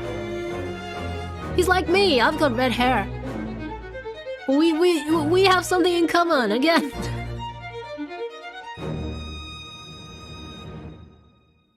I really like his... Is this his makeup or tattoo? I'm not sure, but...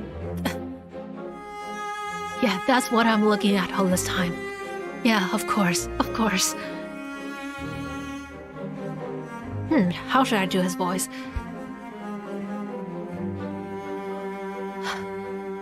Let me think. Jumpy, aren't you? His tone is so light and carefree that I glance over my shoulder to make sure that he's speaking to me.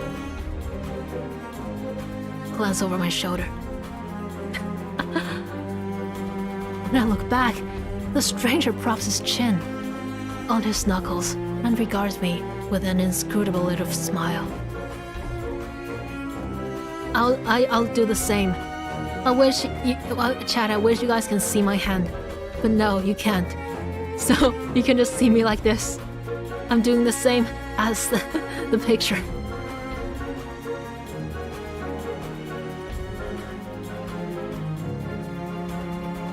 Didn't you see that shadow just now?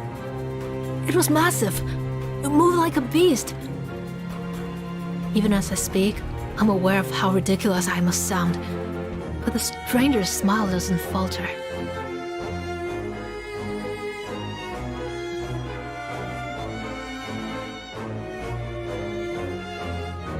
The background music is getting...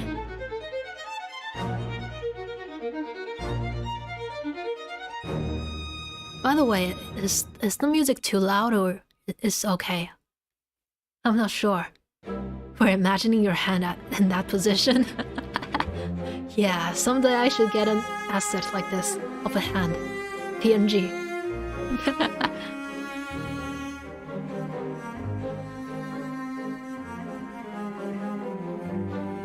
Stranger. The only beasts I've seen are the wig-strolling regulars, though this did catch my eye. Oh no, he got the keys. The key.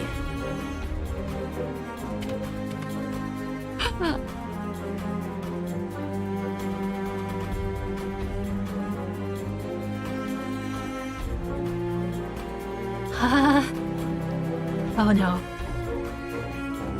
Oh, sir, why are you wearing clothes like this? Hello? Hello?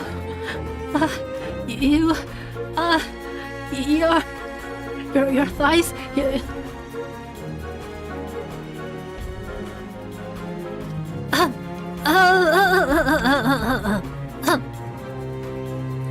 No, I'm not looking at the size. Of course not. I'm looking at my key. Yeah. With a flourish of his hand, my in-room key appears dangling from his finger. It turns on his chain, glittering when it catches the light. Flustered Count. My hands fly to my cloak's pockets, and sure enough, find them flat. He crooks his finger, beckoning. I have already taken 2 steps forward before some stifled instinct stops me. Something feels wrong. I'm still on the edge, thrumming with so much adrenaline that the strangest shadow flickers at the edge of my vision. I always attract the worst kind of attention, but I can't get rattled now. Who said that's my key? Where did you find it?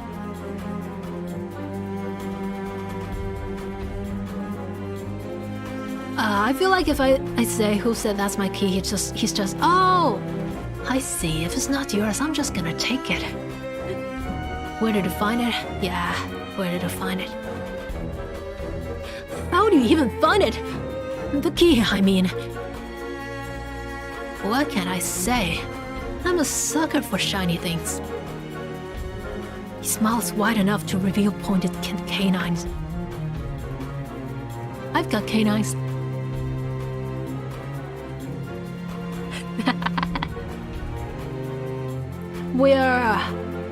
We have more things in common. Great. I saw you drop it. You really should be more careful. City like this, somebody might take advantage.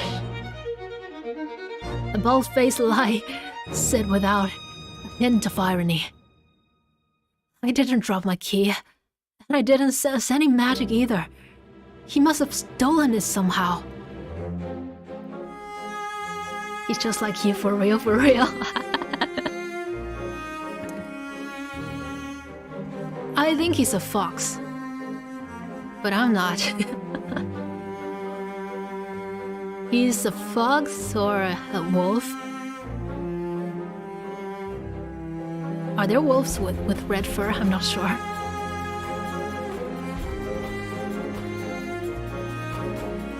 I approach the man, careful to keep an arm's length away. He doesn't look dangerous, but the most deadly ones never do.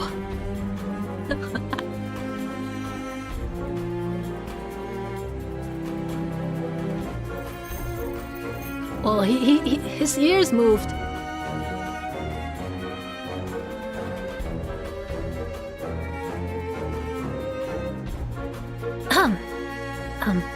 You're undead? Yeah, I am. The stranger's chain softly clinks with a tilt of his head. His ears flick. Yeah, one thing I love about this game is when it says his ears flick, it's really flicking.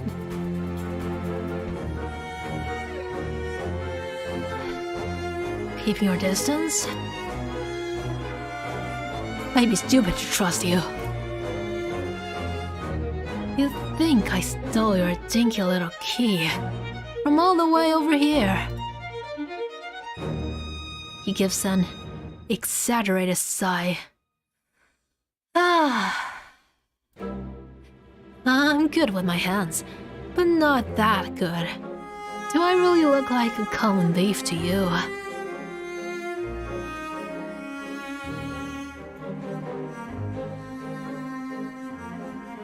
I'm speechless. He's got me there. The sheer fabric of his sleeves alone would be too expensive for most street thieves. Oh, his shoes look like they cost more than I spent traveling here. And then there's the shop behind him. No matter the city, how the pink curtains only ever mean one thing. Wait. What? What? That sounds so wrong out of context. Wait, is this what I'm thinking? Wait, what?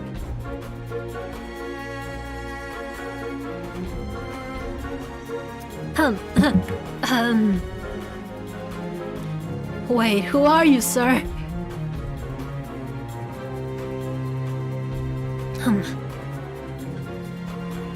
I'm not looking to buy, and I doubt I could afford your services anyway.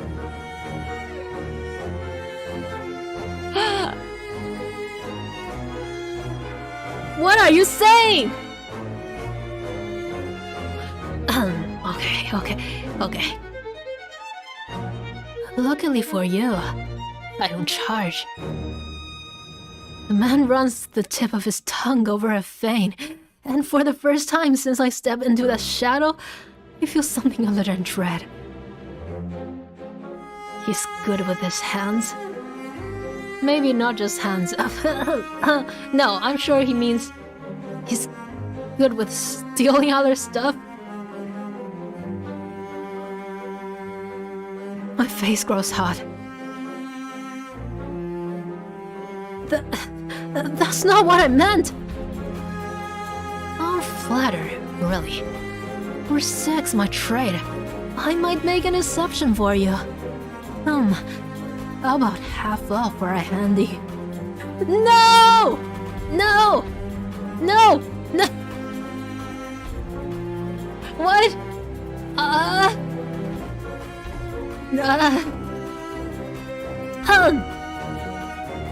I mean, look at the way he dresses.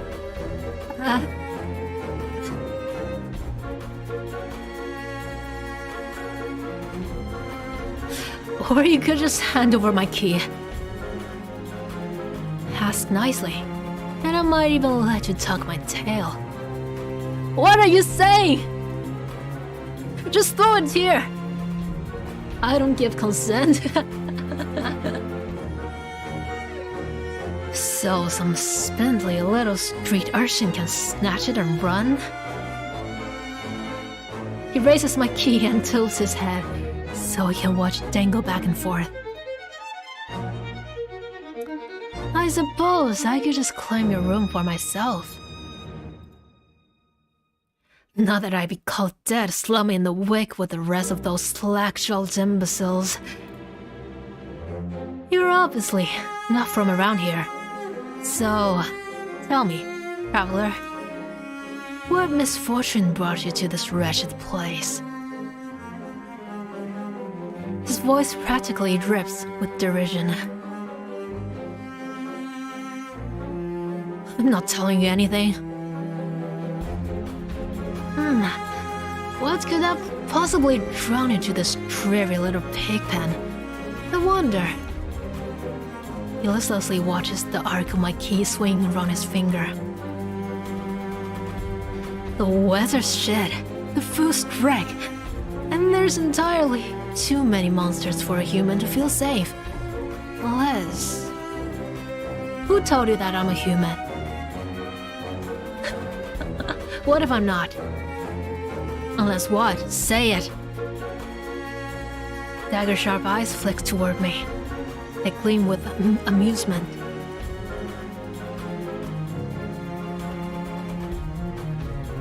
That waist.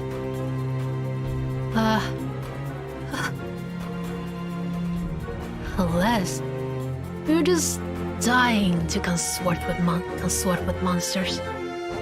No! That's not what. That's not the reason why I'm here. Well, at least not all of the reason why I'm here. Okay. Fine. He's right. Dang it, he's right. That's all I came for.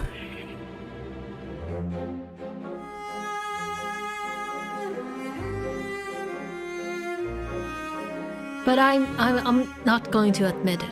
No. Even if he's right, I'll never say it. I'm here to get rich.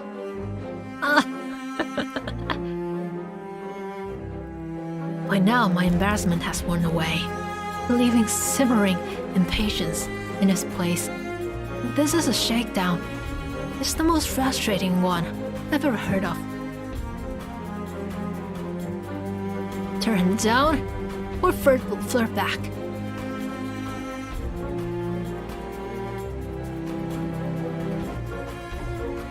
What should I do?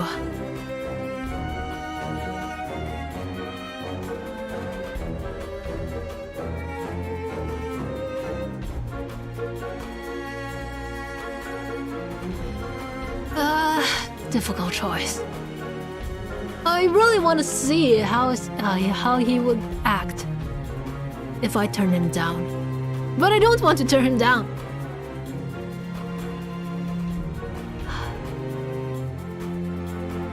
Flirt? Yeah, I think so. Let's go with it. Flirt back.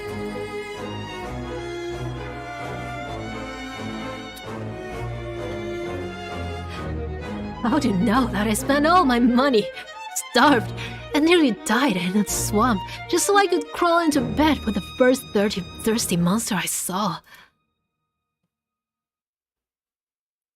That earns me a burst of breathy laughter.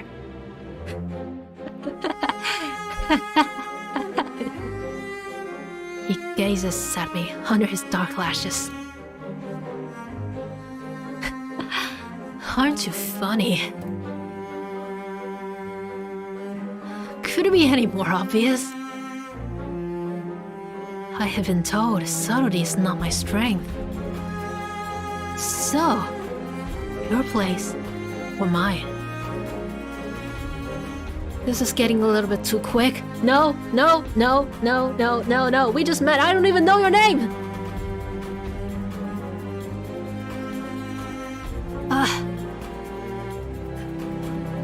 I'd invite you if I had my key.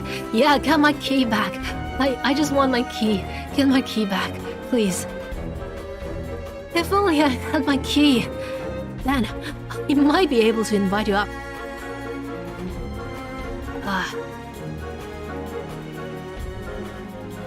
His languid gaze glides from me to the key in his hand and back.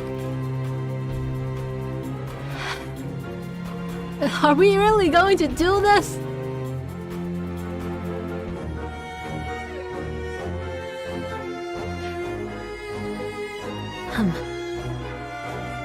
Come, take my hand, and we'll go together. The more he flirts, the more convinced I become that this is some kind of trap. No matter how innocent monsters look, they always have tricks up their sleeves. And something tells me that this one's more dangerous than he lets on, even if he has a lovely laugh.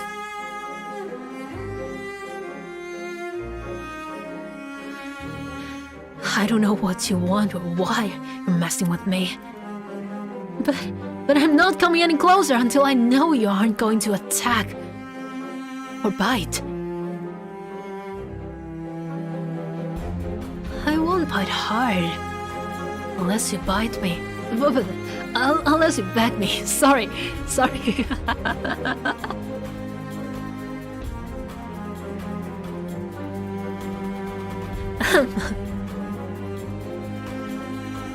No matter what I say, he finds a way to twist my words into innuendo.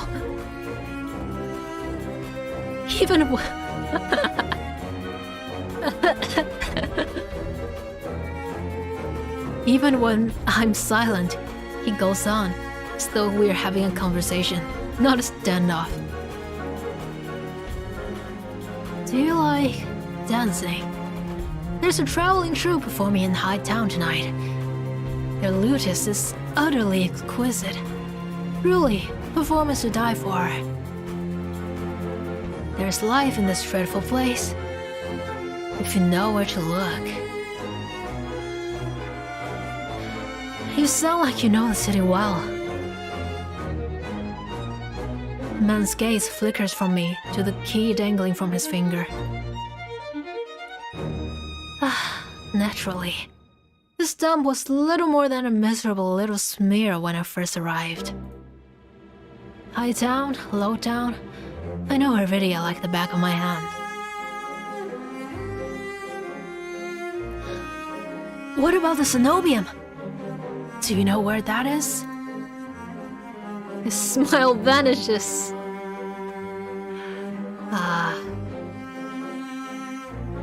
Surely you've seen it. That absurdly large tower looming over the rest. It's a little hard to miss. He must mean that spire I noticed when I first caught sight of Iridia. The cenobium's overrated. Forget about it.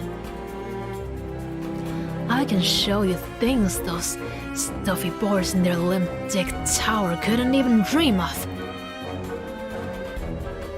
I've already got plans. Oh, have some pressing matters at the cenobium. Lunch days with librarians, tea time with the most esteemed abbess. I'm not sure about that. That's my business. What's it matter to you? I square my shoulders, and amusement bleeds out of him. Your loss. The stranger, finally bored of his tedious game, extends his hand towards me. The key rests on his palm, neatly dividing skin and leather. When he makes no other move, I reach for the key, but as soon my fingers graze smooth brass, his hand springs shut around my elbow.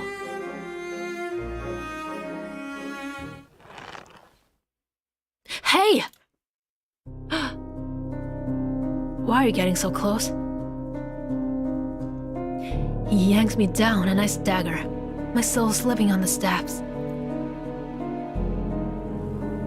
For a sick moment, I fear my bandages will unravel under his touch. But he's careful not to disturb them, even as his finger digs into my arm.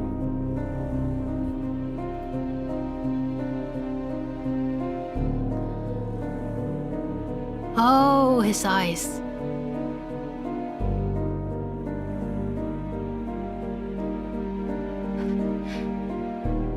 I knew I smelled blood.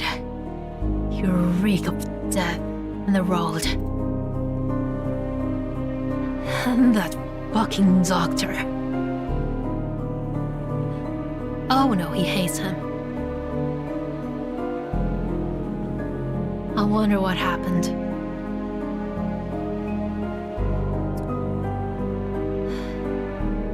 His voice, once silken, lowers to a smoky growl. The shadows around him seethe and boil as he pulls me closer. And something else. He murmurs against my throat, nose grazing my jaw. You're getting too close! Stay away from me! Let go! I try to twist away, but he doesn't budge. His breath trails down my neck, sending a thrill of dread through me. But just when I fear he'll bite, he takes a deep whiff instead. His wide, flat eyes gleam with naked hunger as he gazes up at me.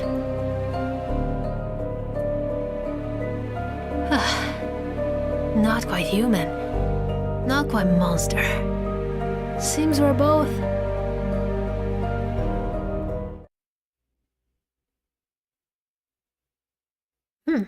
Who is this? There! The stranger's ears flatten, and he releases me with a short breath. I yank my arm back, massaging it where his grip left grooves in the bandages. The stranger twists around to watch a woman duck out from the curtains behind him. Her snobium uniform is nearly identical to the one my mentor kept tucked away in her closet. Snobium uniform?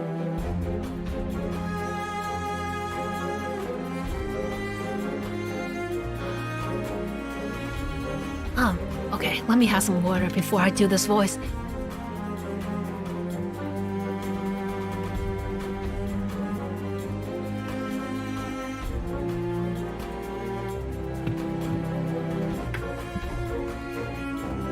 How should I do this voice?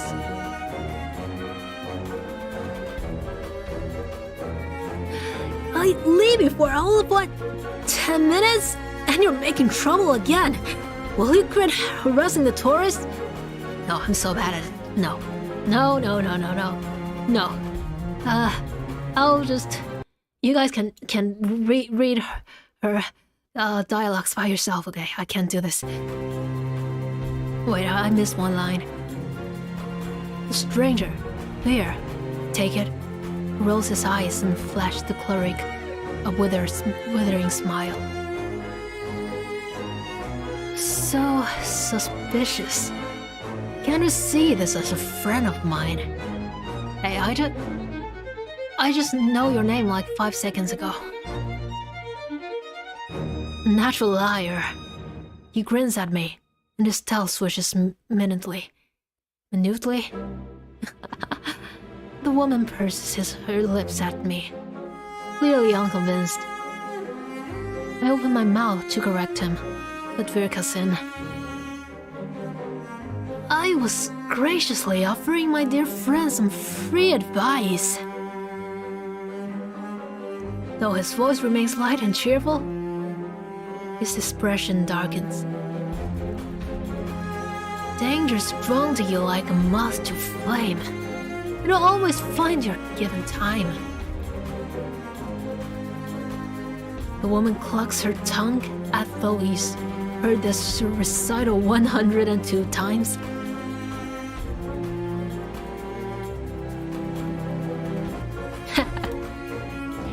He shrugs off a wildering look from Vir.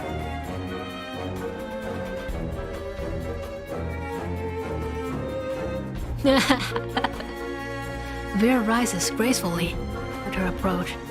He pushes his hair aside so it drapes over one shoulder, exposing the long line of his neck.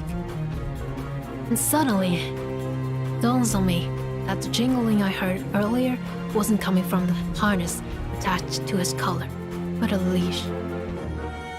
He's wearing a harness and a leash! What kind of people are you?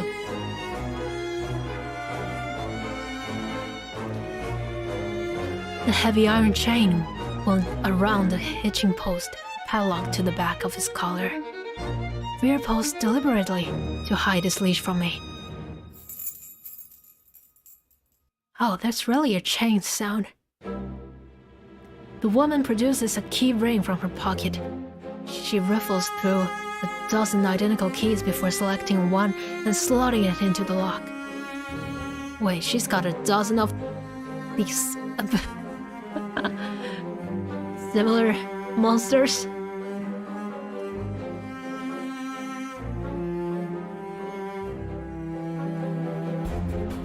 Oh, they're hunting for Solace. They're hunting for Solace inside the city? Words momentarily fail me. The woman regards me with a polite smile before marching down the stairs. Vir lingers. He stretches his arm over her head with a yawn.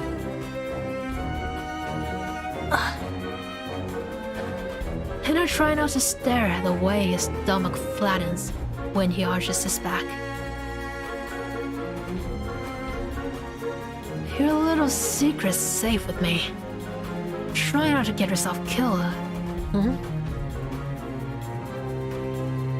Vir hops off the stoop and bounds after the woman. His tail sways merrily, as though he hadn't just lied and threatened me. Did you try the thing I mentioned?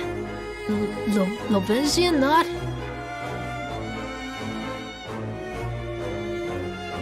Actually, don't tell me. Oh, what is that? I'm curious now. There's airy laughter echoes down the street. Is that how he laughs? I don't know. It's only after he and the cleric have vanished from the side that I realize I'm still missing something. Wait! Reflexively, I shove my hands into my pockets and find it. The room key. I pull it out of my pocket and raise it to the light just to be sure. A nagging feeling distracts from my relief. I don't know what Veer's game was, or what he wanted from me. All I know for certain is that the Cenobium saw fit to leash him. Fate I could share, if that's what his vague warning meant. I let my eyes drift skyward, past the lanterns gently swaying in the breeze, to the Cenobium faintly visible through the haze.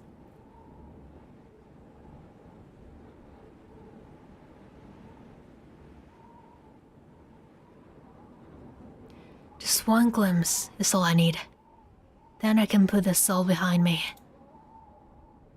This time, the key goes into my coin purse for safekeeping.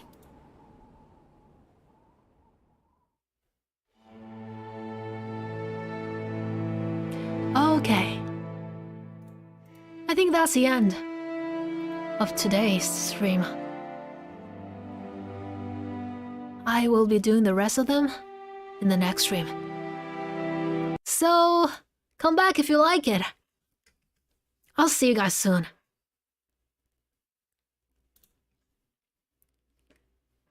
I really love this game, to be honest. I love everything about this game. The character design, the music, the graphics. It's perfect. Yeah, I'll definitely be playing this game after this, and when it's fully released.